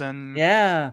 And I think that's the problem, where we say, oh, well, if we don't speak up, we're not going to be targeted. But no, we have plentiful colleagues that are not actually doing much speaking up who are being targeted regardless. Yeah. And so that's the problem. And this is why we need some of us to speak up, and we need all of us to support each other. And so I think that's the key, because we live in this world where these political wars, these culture wars, they involve all of science and all of scholarship. I saw somebody up above saying academics should leave politics out of it. And it's like, dude, No, politics what? are coming for us. The politics are coming for us right now. The No, also, like, politicians are cutting our funding. what the hell is the what the political hell is commentators are history coming for without us. what the hell is history without politics? Yeah, of course. History is about politics. Yeah, Like, I'm what with is you. that? And politicians use history to inform their decisions Like, on what to do to make history in like future history. Thucydides was writing specifically from an Athenian perspective, Yeah. trying to justify why Athens should have won the war. Yeah, I fully agree. So here we have a few different questions that have come in. You got a nice super chat that's what's the most effective way to distinguish between harmless misinformation and deliberately harmful or destructive disinformation? I have an answer, but you go first since it's your channel. Oh, it's Kelly, SF Native Boy sometimes. You could tell from the icon from San Francisco. So I would say the easiest way to tell, harder to tell if they're sincere or a grifter, but deliberately harmful, or basically the difference between disinformation and misinformation is whether or not they're coming from some sort of form of advocacy. So if it is like PragerU is the easiest example of disinformation. They know that they are lying. They fully comprehend that what they are saying is a lie. Now, it's less obvious for other people, but for Dennis Prager will just sit there in his little armchair and talk about how he's lying all the time and like getting people to be more conservative. Yeah. And like that is such an obvious grift, but but other times, like with the Texas History Trust, for instance, I don't know if they're actually believe half the stuff they're saying or not. Doesn't matter. See, I'd actually disagree with you. What tells me that Texas History Trust is disinformation, my biggest tell is, all right, believing in the Wild West myth, fine. That's just misinformation that people get from, high school or middle school. Well, I was still saying that it was disinformation. I'm just saying I don't know if they believe it or the lady who runs it legitimately believes her. Okay. Is she misinformed and therefore pushing it on others? Misinformation isn't intentional. It isn't, I am telling you this to repudiate, the mainstream media or the, whatever buzzwords they want to throw out. Like Fox News is mainstream media. Give me a freaking break. But like, if they have that, call to action that, you're being lied to, that's disinformation. Misinformation is when you just kind of unwittingly spread it. That's the thing with the Wild West myth. It's like a lot of people, I'm sure there were a few people when you were playing that clip kind of going like, whoa, hold on, what? Yeah. Like, wait, what do you mean historians don't use this term anymore? Like, yeah, we don't. We absolutely don't. And there's a whole lot of reasons why. And that's what that whole video is about. But like, because you're just playing the conclusion. So a lot of people are like, what's the evidence for this? It's like, I'll go to the video. It's there. And I can't even, I think it's like 35 minutes or 40 minutes or something like that. And even that is just woefully short for this. I know people who have devoted their entire careers to dispelling the Wild West. Oh yeah, for sure. Yeah. And Richard Slotkin is a great example. But that's misinformation. That's people who just genuinely believe it and don't even know that there are these disproofs. They're just kind of misinformed and continue to spread it as though it were fact. So that's kind of the difference, is when you get that call to action, that like they're lying to you, then that's disinformation. Yes, I agree. I think that's exactly what I would say is I think it's those kind of aggressive things where you say scholars are lying to you. As soon as you hear that from it could be a scholar saying it. If there's a scholar saying scholars are lying to you, or if there's a non-scholar saying scholars are lying to you, well, that's immediately disinformation because Yeah. that's just promoting anti-intellectual. It's promoting this cancel culture thing. They're Oh yeah. canceling me for speaking up.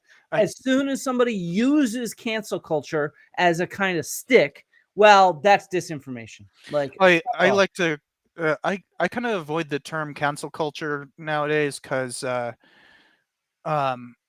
it's become such a useless bludgeon. It doesn't really mean much of anything, but it does.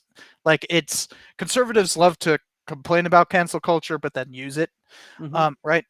But like Oh being yeah, like, these people "Haha, you're a claim that. hypocrite," Yeah, isn't. To me, that's not an effective strategy. no, of course Um, not. It's just like, whining. yeah, exactly. It's just And so whining. I don't want to, like, I don't spend much time showing that, like, when, for instance, we talked a little bit about how Newt Gingrich used a Stalinist term to kind of infect the general public with nationalism. Mhm. Um, you know, going like, haha, see, what a hypocrite. He used leftism to do rightism. Um, like, right? It's just like it's such a useless complaint. Um, like, what's the point? So that's why I don't really use like the term cancel culture, because it's just like, you know, you might as well just say the term like digital lynching, like Yeah, just yeah. All Thomas it is a used. call to attention, which is what I always try to point out is that whenever you call cancel culture, all you're really trying to do is get a bigger microphone. So, hey, I see 2 more super chats in here that we should try to answer, and then we can move on to Yeah, strategies there on was. how to I fight was this trying stuff. to. I was about to respond to IP0. Okay, cool. Yes, that's what I wanted to pull Um, up. What's more dangerous to history profession, anti-woke revisionism, pro-Russian tankies, or hoteps like Tariq Nasheed, blacks are the natives, Jews, I etc.? so there's a potential of hoteps becoming a much bigger problem because, we got Kanye West now. Um, like he literally is putting out uh, a music video called Heil Hitler. Like, Mhm. seriously. Um, that's gonna give that's gonna give uh, sh- a shield to people who are uh, willing to who basically crypto fascists who want to be more openly fascist. Mhm, mhm. Um, so that's going to become an increasing problem. But as of right now, lower than tankies. um, but anti-woke revisionism, lower than tankies for sure. Um, you know, where are tankies in power? Yeah, um, that's true. It's you know, about what's in power that I think impacts this stuff more than yeah, anything like else. we we got freaking we got an entire administration that is openly calling, anything that teaching about systemic racism, like, it exists. Yes, currently, no ifs, ands, or buts. That's just a fact. Um, but now I'm too woke. I'm teaching critical race theory. Um, so that is far, far worse. Like, tankies on the internet, they can be really annoying as hell because they take this like, I'm better than you kind of thing, but that actually like is really appealing to a lot of leftists, Mhm, um, mhm. and then drag them down the route of bigotry. Um, but while that's annoying, there's no tankies in power. Yeah, I think that you're looking at it in the way that I'd agree. It depends on who's in power and what myths are actually being weaponized and having an impact on what's going on. And so, I think you're right. I think it's kind of at this point well, Putin, of course, but I think it's actually the kind of stuff that's in power in America right now, Yeah. and they're they're revision versions Yeah. of history that have Although, these problems. Yeah. although I will take umbrage with the term revision because what do historians do other than revise the past? Yes, of course. Yeah. I agree with you on that. I just said that because it was in there and it was in my brain. But yes, you're Yeah, right. I no, think well, the it's term historical revisionism, that's what I there's know no that's such not what thing as a single IP0. narrative anyway Yeah. of history. History, I mean, we each study different aspects of history and we're all going to write it kind of differently. Uh-oh. Well, we opened up the floodgates to super chats. Obviously, yeah. So here we go with Brody Ferguson. So I got to be careful with that because I had a stream recently where they were basically like, "We're gonna keep you on." Well, let's do a couple of these and then let's go on. We're so no more super chats for a second. Let's save them for the end. Well, give us super chats, but save the questions for the end. I'm going to star them. Is what I'll do. That'll be helpful. So in Canada now, we call Aboriginal Inuit myths narratives. I was partly because it was one of your super chats. My audience is used to me saving them for the end. And then I was like, I saw one of yours and I was like, oh, we should be polite there. I was wondering how much weight archaeologists give to oral tradition. The records of the Franklin expedition in Canada was discovered in large part due to Inuit narrative. We give a lot of weight, as an archaeologist, we give a lot of weight to oral tradition. Oral tradition is sometimes some of our best history per se.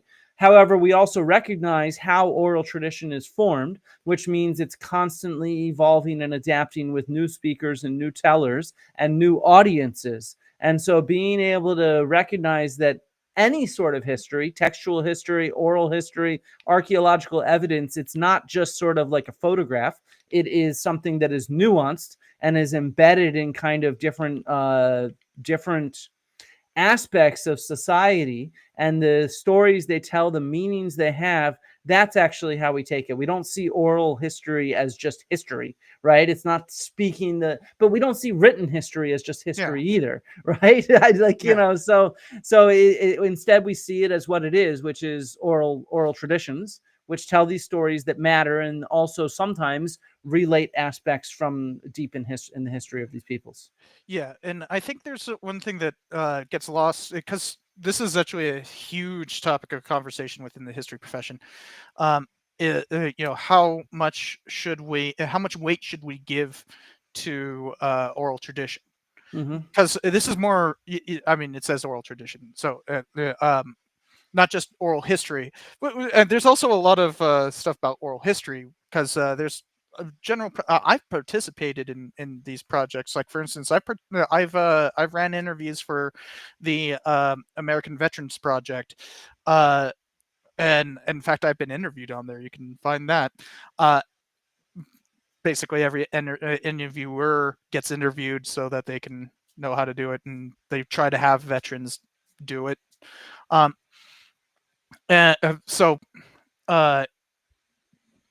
But I could go back and look at my own interview and kind of go, that's okay. Hold on, you didn't say that right. There's less composition to the spoken word than there is to written, and that's just my own memory.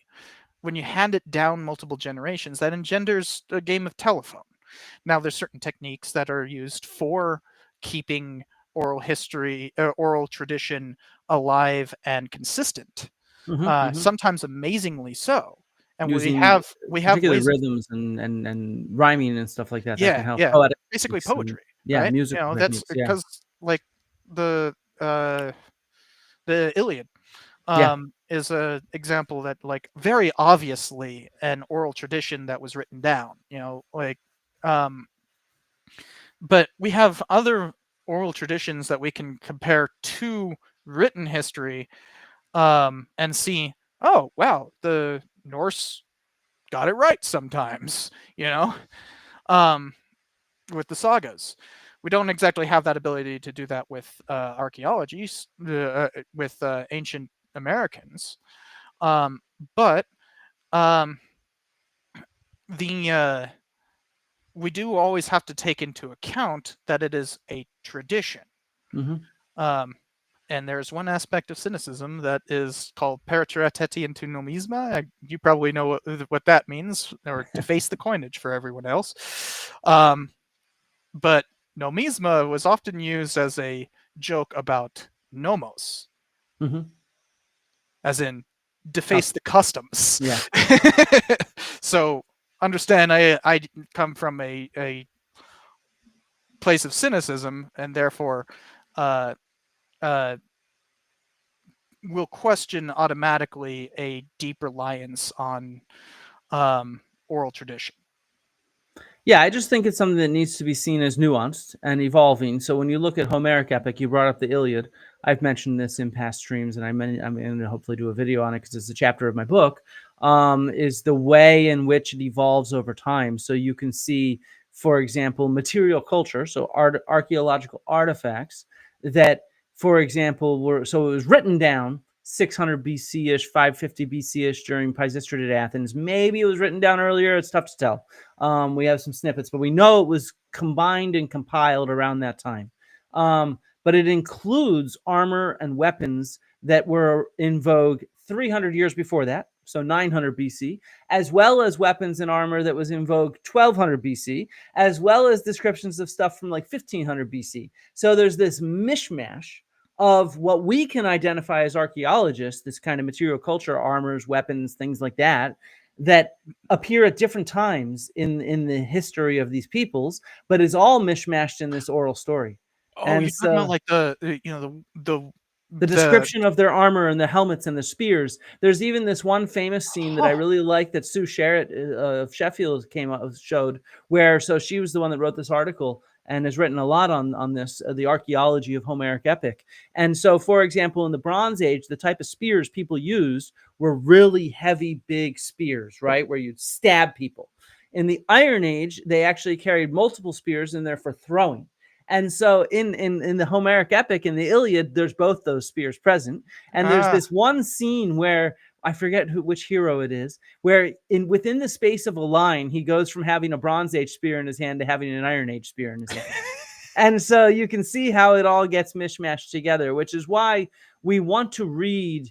Really, like I said, we do this with written histories as well. We don't read Thucydides, and Thucydides is a fairly reliable early written textual historian, but we do not read him directly and think that everything he says is 100% factual. No, he's written from his own biases, and he's written it down a decade later and all this kind of stuff. And so it's like, I love that footnote from Herodotus where it's like, I saw it in a dream. Yeah, exactly. Yeah. But even with Thucydides, we take his speeches. We have Pericles speaking. He tells us these are not the exact words that Pericles used. I am imitating him. Right. And so it's just, but so many non-scholars. Pericles' speech is like the most important passage in the entire book too. And so many non-scholars just assume that that's Pericles because we get direct quotes these days. We're so used to Donald Trump's direct quotes ending up in our news media. We don't realize that anything people said in the past, it was sort of passed on and sort of summarized later on as approximately what he said. Like something from my point of view. Something that I talk about in the Gladiator one, I think it's 2 review. There's separate reviews, but I kind of think of them as one. But like I talk about you know that standard like bad times make strong men, strong men make great times, blah blah blah. That's a stupid thing. But then I trace it all the way back to Herodotus, who just puts it in the mouth of Cyrus the Great. But I make very clear, like, that's Herodotus, not Cyrus. Yes, exactly. All right, let's get out of this little. Oh wait, there was one thing I wanted to just because I saw an archaeologist in the chat had mentioned Eman Racine. Landscape archaeology, his field takes into consideration stories that help develop cultural landscapes that appear around archaeological sites. So I just wanted to emphasize that, yes, we use oral histories, oral traditions all the time and try to link them to the archaeological record. Okay, but let's move on to the nuts and bolts. What what can we give as advice? We obviously have a bunch of historians and archaeologists that are watching this. I imagine some will watch the replay, Yeah, and we go and give I these saw talks history at with universities. Kylie earlier. Yeah, history of Kaylee's in here. So what kind of advice can we Wait, give? have I been saying her name wrong all the time? I think it's Kaylee. Yeah. Oh my god. Sorry, Kaylee. Yeah, sorry. No, it's okay. So yeah, Joe, I watched a bunch of her episodes. Oh man. Although I remember my biggest episode, my second biggest episode was actually what made another YouTuber like get like launch in popularity, a Tunche. Like that was kind of the thing that gave him the boost that really just sent him in the atmosphere, and he's a way better channel. But like that was the boost he needed, right? But in that video, and I talked with him before releasing the video, showed him the thing, was like, hey, everything cool? You like it? Cool. I call him a Tunchi. I have gotten never-ending shit for that. Attention, I think, is what he's going for. Like attention. I know. Yeah, I don't even know how to pronounce it. Yeah, it's a Tunche is how he pronounces it. But like, okay. He saw it and didn't correct me. So I am forever having to be like, yes, I mispronounced it. Okay, so yeah, so what can we do? How do we do applied history on YouTube? You gave a talk recently right on this. How can a historian help? And what's your main takeaways for the audience here? What can we do with all this flood of there's a debate to be had is positive versus negative history. You know, we've talked a lot about like going after myths, but also this kind of idea of like, no, you don't exactly have to just like attack it directly head on. I've heard you call it pre-bunking, but I just think of it as just doing history, you know? Teaching. Yeah, that's what I say. Pre-bunking is a fancy word for teaching. I would argue that the difference is, and it's a slight difference, is that you're teaching with a goal of trying to communicate a point that is widely believed, right? So like a piece of misinformation or disinformation, rather than just teaching in general what happened and what we do. Yeah, so something in the slides there is if we go, you know, that's more talking about the first part that we've been in. Well, okay, so barriers of entry is worth noting. You know, it's really technical doing what we do, and you can see King there.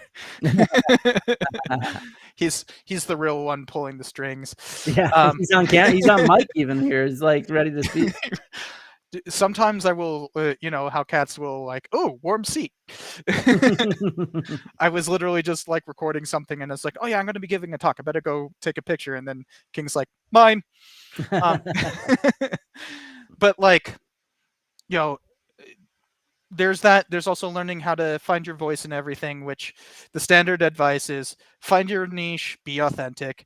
Sounds cliche, kind of is, but it is good advice nonetheless. It is. This is what I did with Milo as well, as I kept trying to explain to the students, and we did a little film festival a couple weeks ago, me and Milo, where we highlighted some of the submissions from our workshop, which were really phenomenal, and it showed that many of them were very good at finding their voice. But it's not so easy to do. To be yourself on camera, my advice is really just to practice. You know, it's kind of like teaching. You go back on my channel and it's just like 2013. It was bad. Like I am doing this dry, like I just finished my BA and I am going to deliver an essay. But like you know, I might as well literally be sitting like this, you know. But like you find it, you're allowed to make mistakes, you build up your reputation, it's all right there. Exactly. Exactly, I agree. But the next one is really where we should get to, which is figuring out how to fight this stuff while weighing the differences between, you know, positive history and negative history. I think of this as like positive history is just doing history, just telling the story, and you know, here's my thesis, here's the story, here's the evidence, blah blah blah, right? Whereas negative history would be like this is a myth. Here's what's wrong with it. Mm-hmm.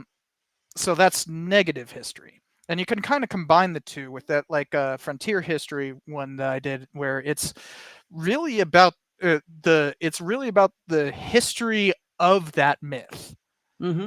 which It's historiography in a sense. yeah, and Yeah. and in a very real sense, since the frontier myth starts with historians. Well, Mhm. okay, no, it doesn't really start with historians, but like it gets its apotheosis with historians. So you can combine the two, but there's that question of where or what your attention should be devoted to, because you get more views when you do negative history, but it's soul draining. So one way I've tried to leverage it is where it says like timely history. You can do a history of something on its anniversary. Like the first time I did this was on literally the anniversary of the I recorded it the 2 days before or something like that, on the anniversary of the Christmas truce. Yeah, Um, yeah. on the centennial of it. And you go back and look at that video. One, it actually holds up, but two, you could tell how rough it is. But that was the first time I actually got some significant views. Well, no, that was the Disney one did first. Which is timely in its own way. Well, I was doing one. It was a video on on what happened to the Disney Renaissance. I was very curious, and so I did a bunch of research and kind of came to my own conclusions and presented it. Mm-hmm. Just standard positive history. Events is another one. I do a bunch of movie reviews. Sometimes I'll even put out my movie reviews are realities. Have four major sections. You have the reality section, which is just the story it's trying to tell, but the real story. The scholarship section, which is basically historiography. Mm-hmm. Accuracy and inaccuracy. So sometimes I'll even put out that reality section before the movie comes out, or the day the movie comes out or something like that. So you can watch the reality section and then go to see the movie. I've done that in a few of them. Like the Oppenheimer one did really well. And mind you, I hadn't seen the movie, of course. And then people are coming back from the movie going they did everything you said they should do. It was surprising how many things I talk about in it and then the movie mentioned. So it's not just negative here's the real story and here's what they got wrong, but I genuinely love Oppenheimer. It's one of the best history movies to come out in the last few years. And the and that was because I had already done all the research. And so once it came time to review it, it was just this is great, this is great, this is great. And so using that, you can bring a lot of views in that way. Just things like that allow you to do positive history, well, in the future doing negative history. Yeah. Or the other way around, like that Johnny Harris thing I was talking about earlier, where I was kind of being look, this is incorrect, you need to fix this. Or just a few weeks later, I did one on the Mormon Museum in Salt Lake City. Those were negative histories building into my positive history, where I'm just doing the history of Mormondom. Yeah, no, I actually agree with quite a bit of this. In fact, it mirrors quite a bit of what I talk about. Let me see if I can pull up one of my slides from my workshop that I did. Come on, computer. Don't be foolish. Where did that go? Sorry. No worries. You're out Give me drinking time to open beer. up another beer. Here we go. So this is my rules for engaging with these kind of more, so doing negative. Okay, I'll go to some positive in a second too, but in a sense, one of my big rules is always punch up, right? So don't there's a lot of research that shows that we can amplify the oxygen of amplification. In a sense, we can amplify uh misinformers and disinformers that don't have much traction if we keep punching down. So we want to punch up. So that's number one if you're going to do this negative stuff. And number two is I always like to say, don't give them the floor. Instead, we need to define the context because we're the experts. We're the ones with experience. We should be the ones. Don't debunk, pre-bunk, right? You know, that's kind of what it's saying. Start off with some real stuff like you did with Oppenheimer. And then if you want to go be a little critical of the movie, okay, mix in some criticism, but keep the picture on real history and real archaeology and real scholarship. And then one of the other things that I always say is act deliberately, not emotionally. It's really easy to start getting emotional about this stuff because you're in these culture wars conversations online, and it's like you get insulted, trolls come your way, but actually do your homework on what these people say. Don't call Graham Hancock an ancient aliens person. He's an Atlantis person, for example. And so make sure you use the right things, and you're always working to define the context, not just debunk a few facts. Yeah. It's also, the point number 3. Something that, like, one thing I think that should be emphasized here is that you don't need to, like, if you want to do a video on Graham Hancock, you don't need to read his books. Like, make it about some specific thing. I mean, if you want to debunk his books, sure. But, like, if you were debunking some video he put out, or, some claim that he made on Joe Rogan or something like that,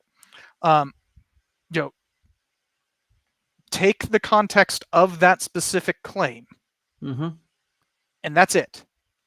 You don't. But need to maybe go... you don't need to read all his books, but make sure you go to his Wikipedia page and do at least that contextual information behind him. Although, if you are debating him, you should read him. Oh, if you're going to debate him on Joe Rogan, yes, you should do like your full that was set impressive, of honestly. Like the fact that you actually read him. Like I would never do that. Oh, dude, you're speaking to tens of millions of people. You got to do your homework. Yeah, that's the difference. I wouldn't do that if it wasn't for that context. Yeah, I like if what the heck is the name of that guy? There's a guy who's making the rounds, big Holocaust denier. Thinking it's something like Gary Cooper or something like that. He's he's been on a bunch of like right-wing talk show stuff. Tucker Carlson called him America's favorite historian. He's not a historian. He's also never written a history book in his life.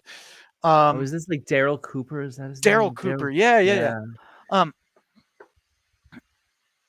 Wait, did I say Gary Cooper? Like I forget who you said, but yeah, I think it's Daryl. But like, if I were to, I would happily debate that guy, right? Because it's so easy to disprove him, just with facts and figures. But I would never read his book. That said, if you were to do it in a big audience setting, I would recommend reading his book.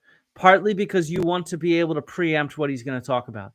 So you want to know his spin so that you're ready to pre-bunk it and you're ready to actually be effective about it. So if it's in a self-published books. Yeah, so I mean if it's also self-published, so it's like you couldn't even convince a freaking publisher to take this.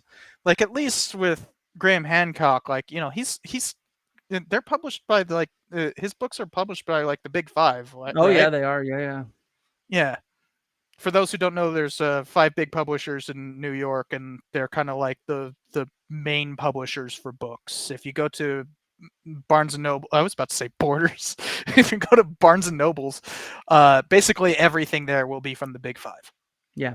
No, I agree.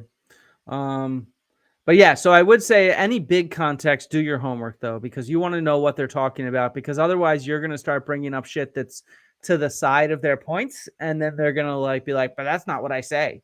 And and Yeah. then their audience is going to slam you for assuming you know what they say when you don't. Let's see. So define the context, not a few facts. This is flip the script. All publicity is good publicity. I think that this is important. This is what you were talking about as well. To be timely, the drama can be good. It can get attention. And as I say, drama and edutainment gets eyeballs. And then kind of be on the offensive with this stuff, not the defensive.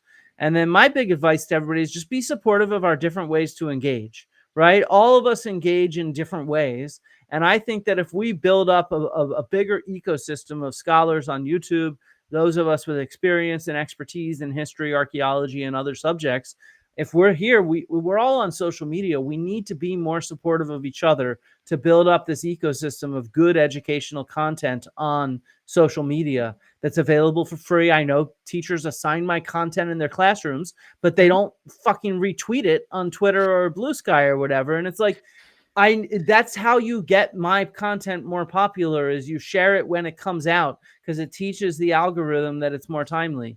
And so, and that it's valuable. If you assign it to your classroom 6 months later, that's sure that gives me 20 views, but that's not the same thing as actually boosting it when it comes out. And so I wish our colleagues would be better, at least about that. Well, the interesting thing there is, like, I mean, I'll admit to I am often forget to just be like, hey, this was a great video. Let's I put try it to on share Twitter. other YouTubers' videos on my community posts area of YouTube all the time, because I've discovered that community posts, when somebody shares one of my videos on a community post, it makes a noticeable difference. Well, if I tweet it out, I have a large Twitter account. I have like 40,000, 35,000 on Blue Sky. The click-through rate sucks from other platforms. Yeah. The click-through rate when somebody's on YouTube and sees my community post, say sharing one of your videos or sharing a video of Stefan Milo or any of these other people, that makes a difference. And so what I want to Have I convince— been saying that wrong too? It's Milo. Yeah, he corrected me when I had him Oh, on not God that long ago. damn it. Yeah, I say it wrong too. And so my advice to all the YouTubers that are in the audience is make a habit of sharing other YouTubers' YouTube videos with your community posts. If we all start doing that, it will boost each other in a big way. It'll also teach the YouTube algorithm that our channels are linked, because we reference each other. So therefore, after a Cynical Historian video, you'll be recommended a Flint Dibble video, or vice versa. And Yeah. so I think that it's really important that we train these algorithms that we are connected and that we share similar sorts of content. And so that's what I think are Yeah. some of Well, my— we used to have and I did send you a link to this. You still have an we have a Slack that is a bunch Yeah, I of need to history get on there. tubers. Yeah. Sorry, I Yeah. don't use Slack, so I need to I sign up. suggested this a while a couple of weeks ago or something like that. Here, let me pull it up real quick. Probably more better at saying what I said by just looking at what I said. Yeah, so floating the idea, what do y'all think of a group project like the big collabs of old? We used to do these big, like, I remember when I did Project Mad, it was like 35, 40 channels on that one. Um, focused on denouncing mis/disinformation. Half of us have done something already, some even focusing on it. Making some culminating statement, at least attempting to show a unified front, seems not only pertinent and urgent, but positively transformative for HistoryTube. And generally on there, we tend to include ArchaeoTube as part of HistoryTube. I would hope so. Yeah, I mean, like, the weird thing is there's EduTube, which is like, the larger thing, and there's We Create EDU, which is like the EduTuber thing. But that one, you have to apply to join it and then everything, and it's a lot of people just don't want to try to face any kind of scrutiny by applying, and so that one's much more niche, even though HistoryTube is obviously more niche than all of EduTube. Yeah.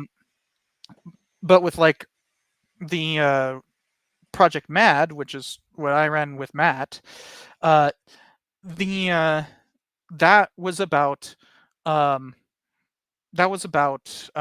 Cold War, and we were able to bring in science folks as well, for obvious reasons.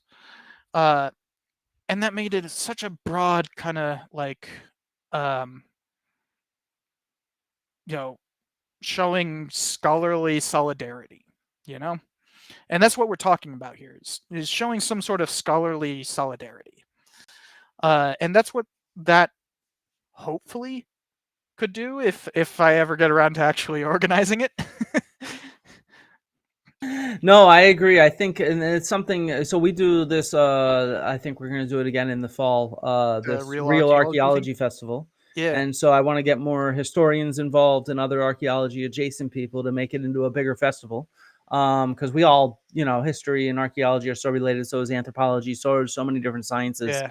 Archaeology is very much an interdisciplinary study. And so yeah. And if my cancer had not returned, it was about this time I started talking with Sam Gregson, the bad boy of science. He runs the YouTube channel called The Bad Boy of Science. He's a physicist. And we were talking about doing something like the Scholars of YouTube, and try to get scholars from a bunch of different disciplines. Anybody that wants to put out a video on the same weekend. I had to scrap that, though, with my health issues. But I want to return to that and try to do a big sort of collaborative thing, because I think, and I think the big goal with these in my mind is to make it so broad that you could really just fit in whatever you're making a video on. Like, it could be anything. Yeah. And boom, you can join and just boost the community is the goal. I'm glad you also call it Scholars of YouTube rather than Academics of YouTube, because it's so easy to accidentally exclude people by saying academics. Yeah. My dad's a fairly famous historian, and but he's not an academic. Mm-hmm. And he gets, like, if he's watching right now, he doesn't have a YouTube account, but he sometimes watches. I'm sure he's just going like, yes, thank you.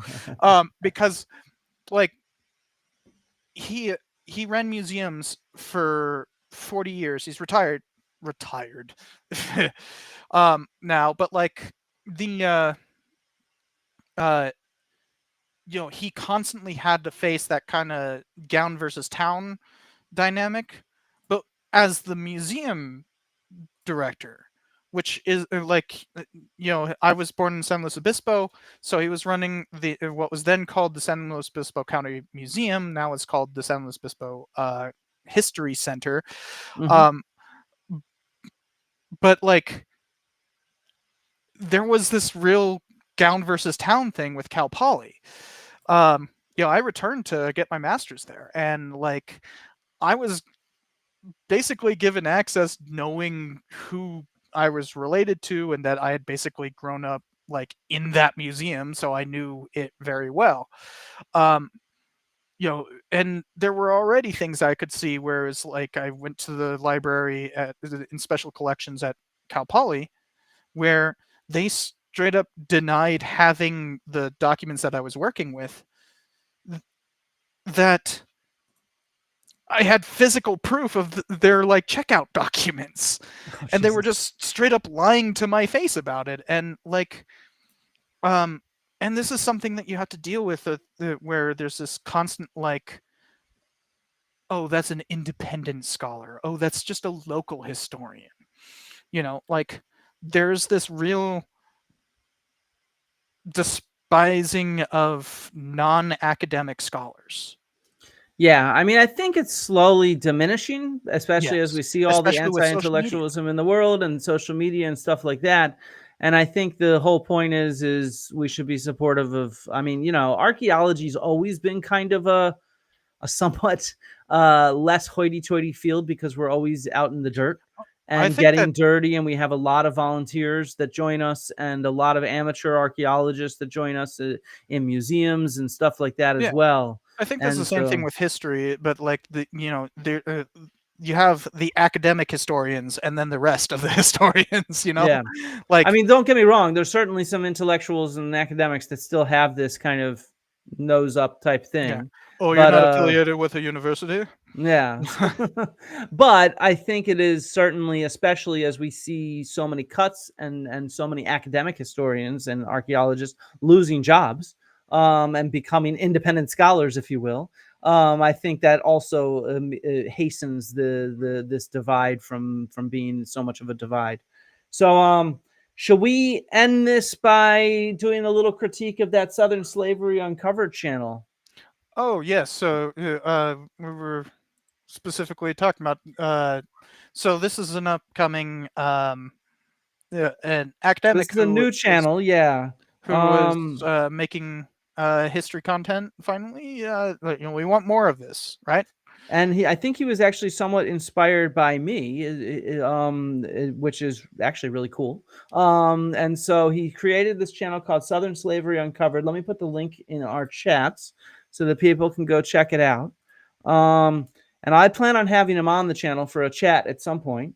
But yeah, so he's just started producing more content. I mean, you can see his first video is only from two months ago, right? And so he has a JD and he teaches. Where does he teach? I have it in my email somewhere.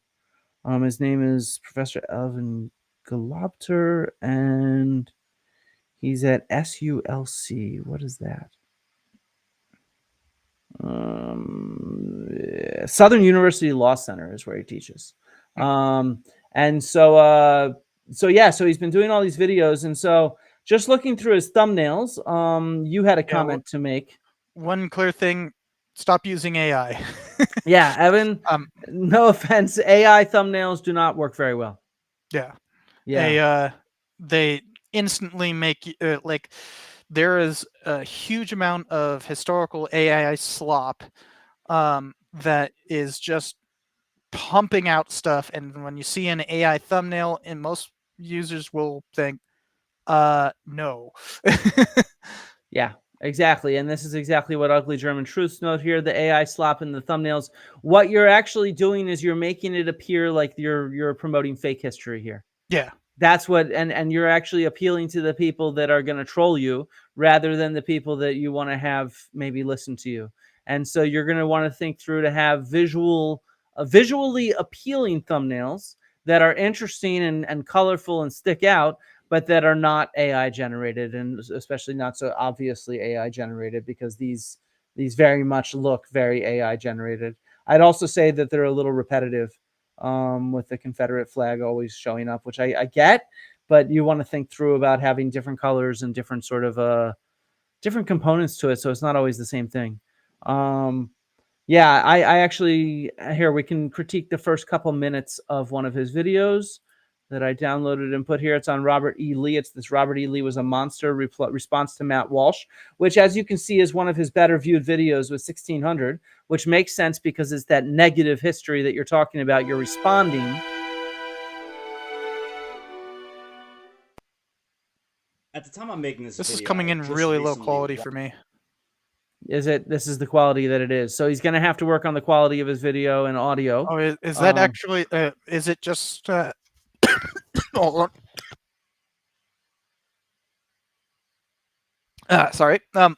Is that just, is that the stream, or is it actually the quality of it? Let me click on that video. Yeah, click on it, check it out. Here, I'll keep playing it for people. Video put out. Oh, okay. This is clearly being run on like a webcam.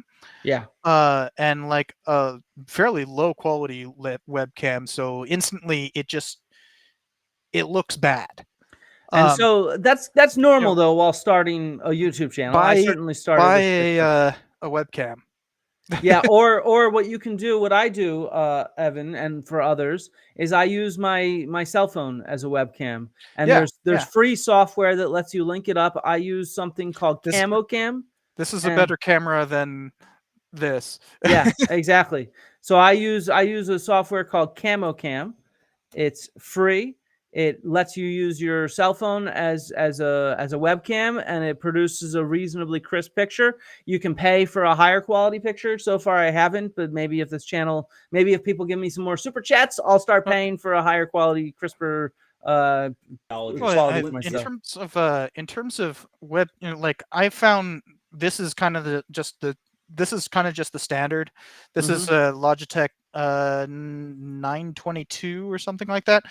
It's standard webcam that basically all streamers use. There's higher quality ones now, but like this thing's like $50. Yeah. And you really can't go wrong. I mean, like I don't do anything. I probably wipe it off about once a year. Like it's just a good camera for this specific purpose. Yeah. If you want to go better for like recording on site, or like what I do when I have like my bookcases in the background, I'm using a freaking DSLR when I do that. Yeah. But you can use your cell phone. Like I said, you could use your cell phone. Your cell phone has a good camera, and you can hook it up wirelessly for free with Droid Cam or Camo Cam. There's no reason to even spend a cent these days. And also, when I got that DSLR, phone cams were not good. I got that DSLR in 2016. No, 2017. I got it after the Slave Myths video. And the so phone cams were not good back then. Now you can get this same freaking quality. If you want something more portable and less having to, use your actual cell phone, get like a GoPro or some sort of action cam or something like that. Like all of these are good. Just get something that looks better than, but to be frank, a 2008 freaking laptop webcam. But to be frank, I'd pay less attention to video, so don't invest in a good camera. Getting a mic is going to be more valuable. Getting something that has better quality audio. Absolutely. And again, that can be something cheap, just for starting off. Doesn't have off. to be this. Yeah. I don't have that. I have a cheap. What is it? The Blue Yeti is what I'm using now.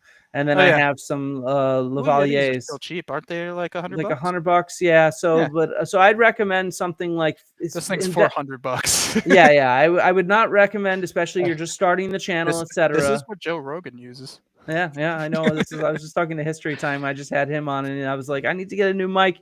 In the end, we had this Blue Yeti that we broke because we dropped it, and then my wife actually cracked it open and fixed it, and because she's clever like that.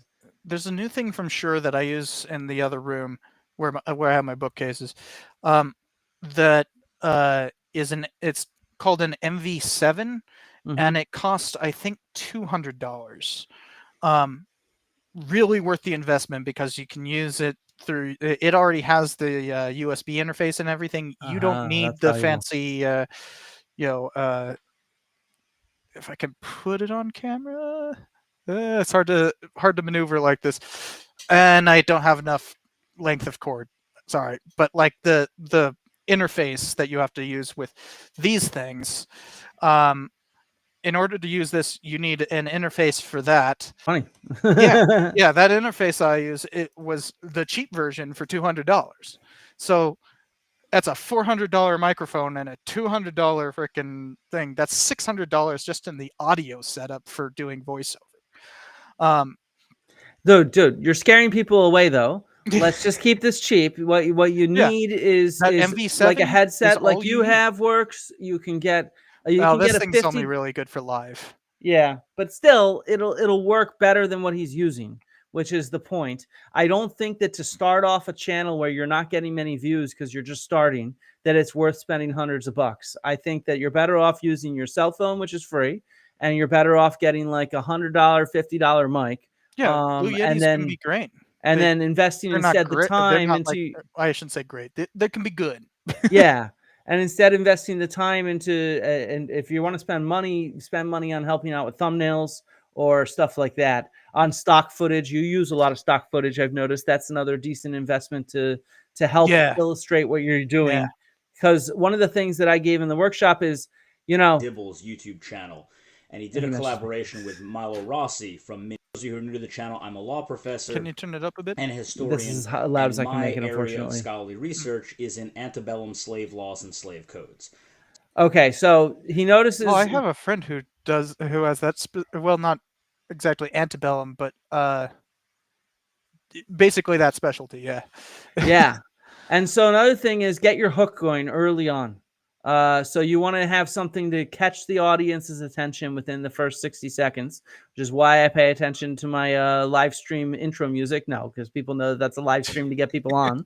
For my normal videos, I don't have a 60-second intro, just like 3 seconds. But you do want to have a hook really early on. So the thumbnail and the hook at the very beginning are really key. Don't mention me. Don't mention Milo Rossi. Mention that, hey, was Robert E. Lee a monster? That's what you should be starting off with.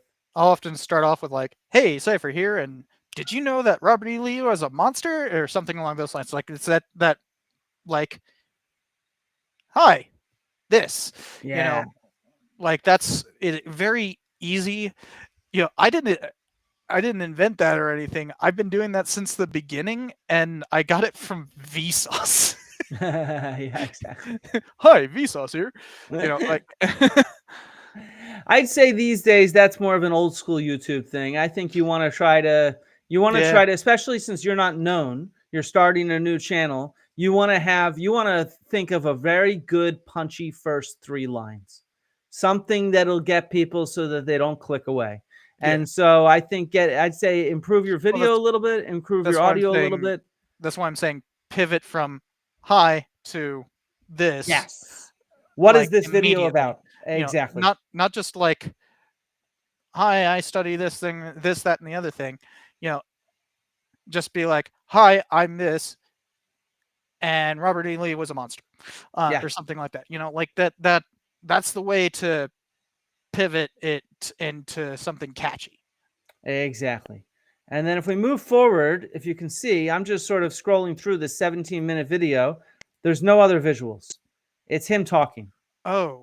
Which is the other big thing. So if I was to give you advice, Evan, if you want to grow this channel, which I think you should, it's really clear if we look at your channel that A, you have an important message to make on an important topic, and you are an informed, expert, and experienced person on this.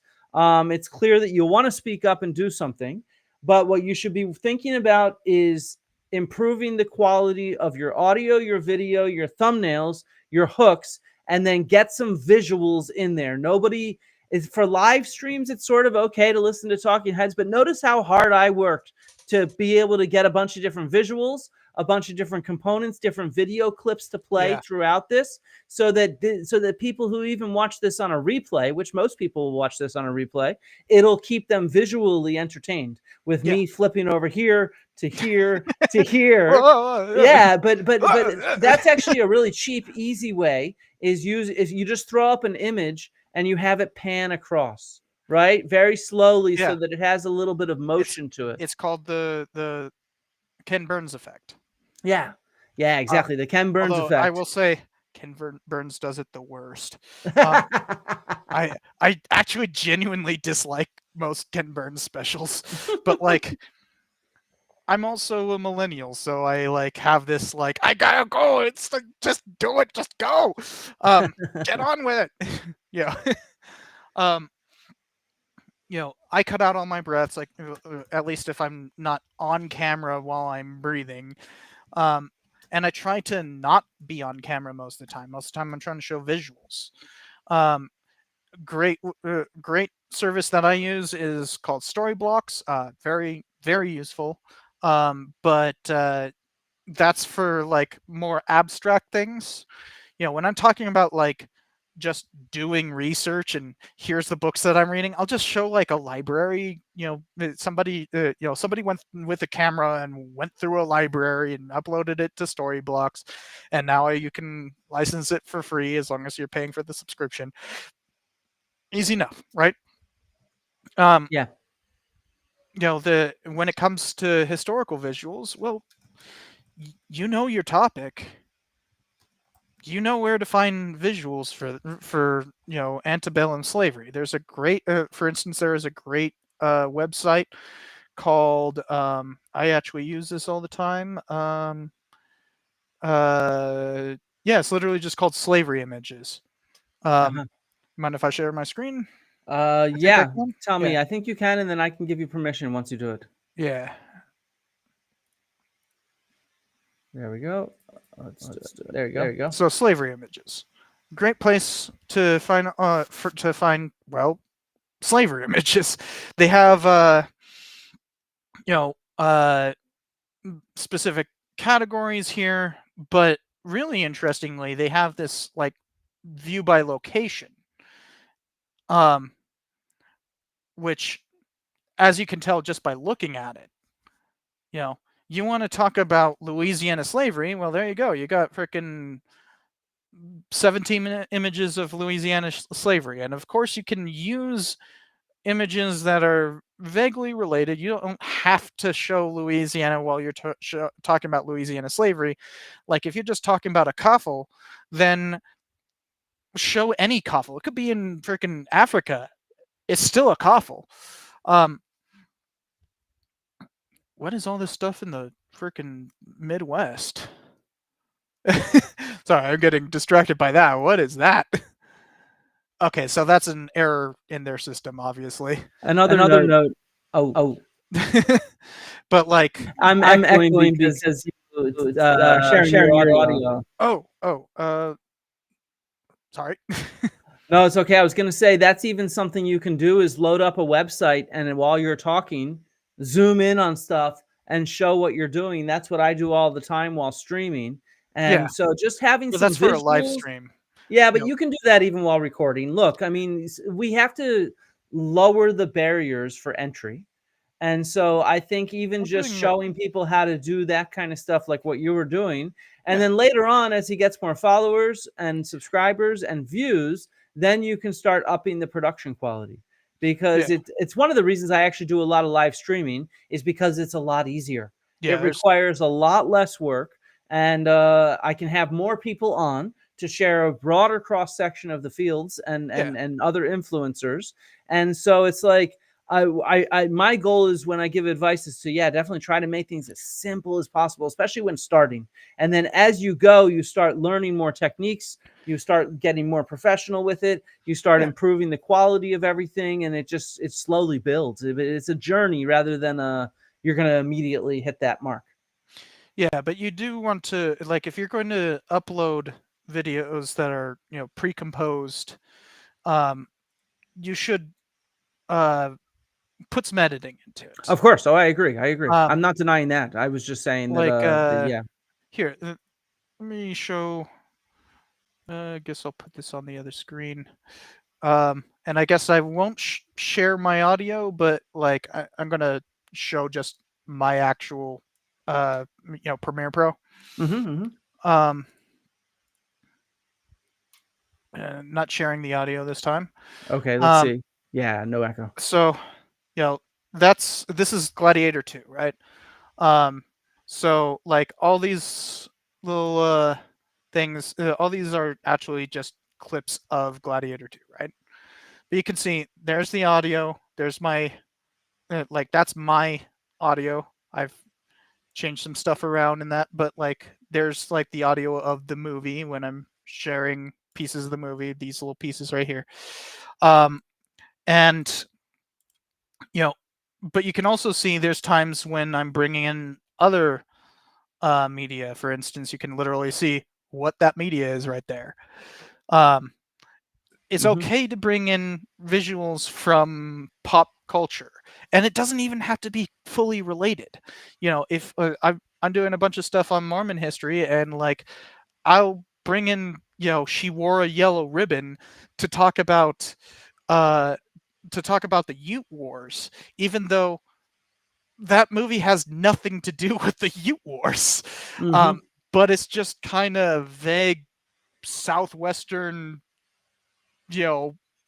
Indian fighting, and it's enough of a visual to keep the people interested, and they start making links to how all this is connected in pop culture. You Yeah. know, for instance, something that I did on the reality section, probably around here. I mean, I'd say in this sense, it's about respecting your audience and the fact that we're all lazy Gosh, and get bored very easily. So you Yeah. want to do what you can to keep people from getting bored. Yeah. So here, something that I discovered while editing was a connection to pop culture. This is the movie, The Fall of the Roman Empire. Turns out Gladiator 1 was basically just a recreation of that movie. I didn't know that until I was editing it. But the point is, you put those visuals on there, and you don't have to resort to just talking on screen. Yeah. And that keeps people interested. I agree.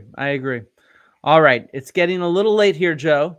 Let's answer any last We had a super few chats super that we chats. have. I think I started as many Please, as I no could. more super chats after this point. No more additional Unless it's super like chats, a bunch of money from me. $100 minimum. No. Because I saw quite a few actually. So somebody asked me, how did my meeting with Alice Roberts go yesterday? It was fantastic. I hope to have her on the channel, though it was for her documentary. Let's see. Professor Dave did an interview the other week where he talks about the USA putting science back decades by removing trust in funding. I think this is something we're all scared of right now, is the impact on education and science. And really quickly, what's your answer to this? Would you? The endowment for the humanities has ceased to function. Yeah, same with altogether. Yeah, it's terrible.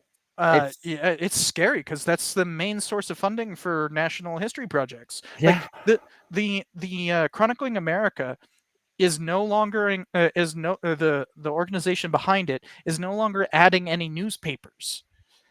We have 0 additional newspapers, and there's a question as to how long the Library of Congress will continue to fund the server. Yeah, that is like the main source for old newspapers, which is like a huge, like kind of like one of if not the most important resource for modern historians of American history. Yeah, it's absolutely scary what's going on. And so it's just I don't really have much to say. I think at some point we need to do, maybe several of us combine and do like a more call to attention on what's going on. I find that kind of political stuff doesn't get a lot of views. I did a video on anti-education. And I did some early on, like in January or February-ish, and it's just nobody tuned in. Yeah, I was surprised by the turnout on it, but it wasn't like a breakout hit, but it was enough. It was enough to actually like make my rent. Which is where we go back to what we were saying to Evan, which is you need to think through the hook. The hook is what gets people to click. It's what gets people to keep watching. Yeah. And then you can move on to, hey, they're dismantling the National Endowment for the Humanities, and that matters. The thing that I did for the hook on that one was that, and this is something you can always do, and we, especially historians, we know this all too well, because historians are ultimately, this is one thing that like a lot of archaeologists don't do, is that we have a lot of like storytelling, not just like everyone does storytelling, don't get me wrong, but like, there's an artistry to it. When historians are writing books, we're keenly aware that if we're going for like a academic press or something like that, we will be the ones carrying that academic press. All the rest of the books printed there that are from other disciplines don't sell anywhere close to as well. So we have to actually think of like storytelling hooks, and one of the best ways is a vignette. Yeah. You start with a vignette, and that one starts with a vignette. I have, everything's going to crap. The teachers are freaking, are teaching disloyalty. The most prominent freaking editorial board says this, and I quote something, and then I like, that could sound like that could be from anywhere. Or, that sounds like it could be from Fox News from a week ago, but it was actually the New York Times in 1917. Yeah. And like, and so there's this like, huh?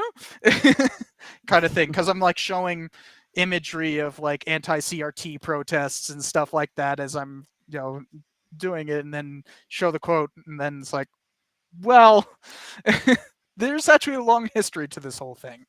Yeah. So it's that kind of gotcha.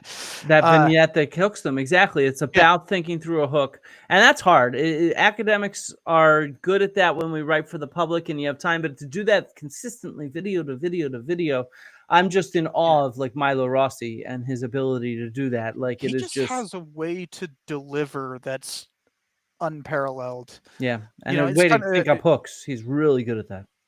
I don't know, he has that TikToker attitude, which I can't really explain, but there's that like snark.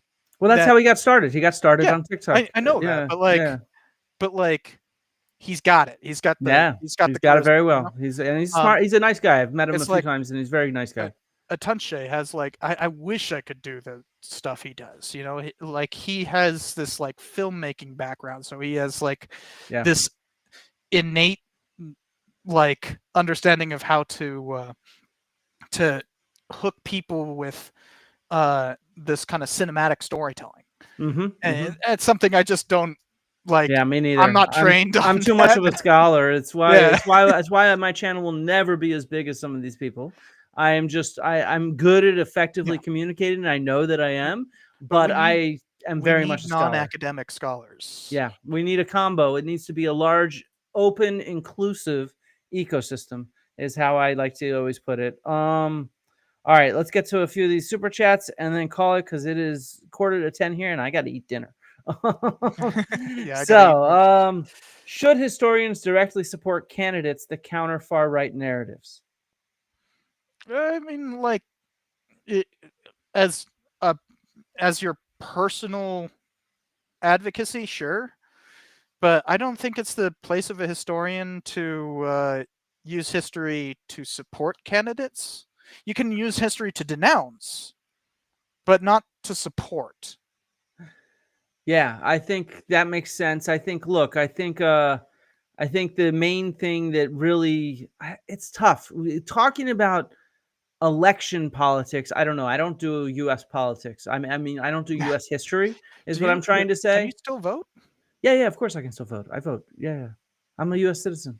Yeah, I know, but like, because I don't know how the, I can vote absentee. I can vote absentee. Cool. Mail-in ballots. Yeah, I have that was not my point though.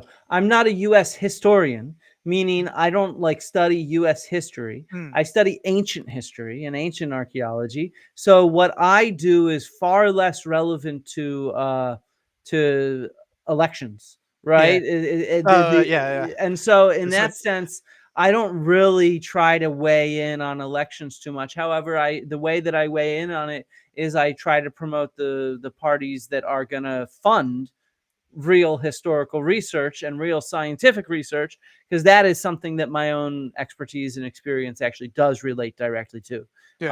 So like, I'm not a fan of Newt Gingrich, but I'm not going to like deny that he's a historian or something like that. Yeah, exactly. And obviously I'm not a fan of Donald Trump and his anti-education policies, but like, then I'm using history to show like, this is what he's doing. This is why it's a problem. History doesn't show us the way forward. It just shows us things not to do. Yeah. I agree with you. So like, I don't publicly, I didn't like use, even though I voted for Harris. And the funny thing is, I actually knew, I've had interactions with her that were not good. But like but I still voted for her. But that was me. I at no point used my channel to be like, vote for Harris. Yeah, I would not do that. I also think that will turn off people if you're being too partisan in politics. And honestly, most of the time, people are going to perceive you as partisan, no matter what. One of the people I blocked That's true. from my channel was somebody calling you a Democrat shill. So yes, because that's what I do. Vote fucking Democrat. Yeah, it's like Democrats are assholes too. The person I voted for is not a recommendation. Yeah, of course. for- I'm here yeah. to teach real actual archaeology and shit like that. Yeah, it's Just like because some political parties are trying to cut down real archaeology and history. Yeah. Well, that tells you where I vote, obviously, but at the same time, that's because they have positioned themselves as anti-intellectual and anti-higher education and anti that kind of Yeah. stuff. And so anti-science. That's not due to me. If they're positioning themselves as anti what I am, well, then what the fuck? I'm going to push back. Exactly. So, somebody, we've already sort of talked about this. It's so damn hard to do scholarly academic research and appeal to the YouTube and algorithm. Would it make sense to pay a charismatic person to deliver peer-reviewed scholarly academic info to people? I don't think we have money to pay people. I personally think that we're just better off by having a larger, more inclusive, and more diverse ecosystem, which includes charismatic people like Mini Minuteman, and it includes scholars like us, and it includes, all the people here in the chat, and it includes all these kind of different components to it. It's building that kind of inclusive ecosystem. I think that community building. Yeah, that's the goal here, is how I see it. And I understand the worry about well, if I'm putting so much time towards YouTube, then how much time am I putting towards research? And it's like, those don't have to be exclusive things. Like the reason why I've been doing so much stuff on Mormon history is because that's just the next chapter of my book. Yeah. I'm going to be copying and pasting from that script a good chunk of the way. And I've been very open about that. Like, this is not some, I'm underhandedly, no, I said that from the beginning. Hey, I'm working on the chapter. This may be part of that chapter. And like and I've taken stuff from my own work and turned it in. Like, I have one episode that's literally just the prologue and epilogue of my dissertation, and it did pretty well, actually, because it's about mass shootings. Yeah, I've put a bunch of my scholars. I have some issues with permitting stuff, showing images and whatnot, but I try to put my scholarship in. And I mean, I've been very open because I'm fighting cancer, and with Cardiff downsizing, I plan on doing more YouTubing because it can help pay the bills. And so, I'm trying to do I'll still be teaching for Cardiff University next year, most likely. And I'll still be doing other stuff. I'm writing my book and whatnot, but I think we need to embrace the fact that with higher education falling apart, we can actually start telling these stories for the public in a way that can actually help support academics being able to continue doing academics. And a lot of it comes down to how you budget your time and figure out what works best for you in terms of doing this. Like, I have learned that I need to take hiatuses every once in a while. I take about 2 months off every year from doing this, and I release every other week. And so I build up this huge buffer of videos. So, that I can do that. And if I run into something that I'm just tired, hopefully that I don't get cancer, but have to deal with something like that. I have this buffer. Right now, there are 8 videos that I need to make some tweaks to before release, but that's it. I just need to make some tweaks and then boom, release. Bam, they're ready to go. Yeah. Yeah, we haven't gotten to that point, unfortunately. We're still releasing as we get them done, but this is where the live streams are the other component. I've been doing more and more live streaming, and the live streamings are growing more and more in popularity. And so, it people works. want to listen to this stuff. I mean, I'll admit that it's not podcasting is not really something that I listen to. Like, if I'm going to listen to something, I'm going to listen to a book. But I listen to music mostly. When I'm driving, I guess. But when I'm in the shower or cooking or something along those lines, or walking, I walk everywhere. and in a city like Albuquerque, you don't walk for short periods of time. The that's how I get a lot of my reading done. Yeah, that makes sense. And so, I'm budgeting my time in ways that are conducive to the way I work. But that's me, Yeah, To everybody's each their different. own. I don't listen to podcasts at all, to be honest. I'm actually really weird as a podcaster. I don't listen to podcasts in the least. I Actually, I actually think there's a absorb. lot of podcasters who don't listen to I don't listen to podcasts. audiobooks. If I listen to stuff, it's music. If I watch stuff, it's TV. I'll occasionally watch some YouTube, but I mostly get my information from reading. I find that to be my way. It's how I'm old. I'm fucking old. No, I'm that's setting just my part of being a ways. scholar. I'm setting my ways. All right. I find that even when sharing academic content, the people I send them to are still more likely to drink up whatever some podcaster said. This isn't even a question. I think that's probably true, Ryan Boy. That said, I think we got to make ourselves cooler and more energetic. This is why we talked about hooks and thumbnails and better quality equipment and shit like that. So we can go pizzazz. Watch this. Fuck. Yes. Boom. Keeping you entertained. Are you not entertained? Oh my! I literally end that with the Gladiator review. People are gonna hate. People are gonna be mad about that one too, because who boy. But like the one thing to note on that, in terms of like trying to be more engaging in that, because you gotta meet people where they're at, right? Yeah, exactly.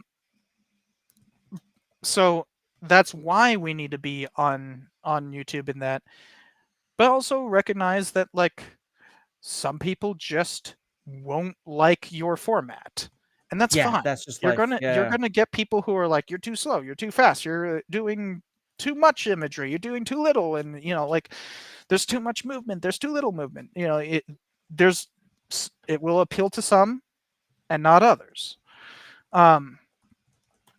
Figure out what works best for you. That's really where it comes down to, and always be experimenting. Never get stuck in your particular way, because I know what I'm constantly experimenting, and I certainly have problems in terms of viewership because I'm constantly experimenting, but I'm not willing to give up on the experimental side of doing things, to just like, if I had just started doing nothing but like myths episodes, I'd be sitting in a comfortable niche making good money, and I'd be fine. Yeah. Except for I wouldn't have a soul. No, I mean, this is why I'm doing what I'm doing, because I have my ethics for what I'm doing. But I agree. I think that I think experimentation makes it more fun anyway. And of course, it's not for everybody, but we have the people here that like us, and that's cool. That's what matters. We're building our community. Last question. Speaking of Ken Burns, do you have an opinion on Shelby Foote? This is for you. I don't know who Shelby Foote is. Is a lost causer. I'm guessing JV knows my opinion, because I actually made a video about disgraced historians on Shelby Foote. That Shelby Foote is a person in there.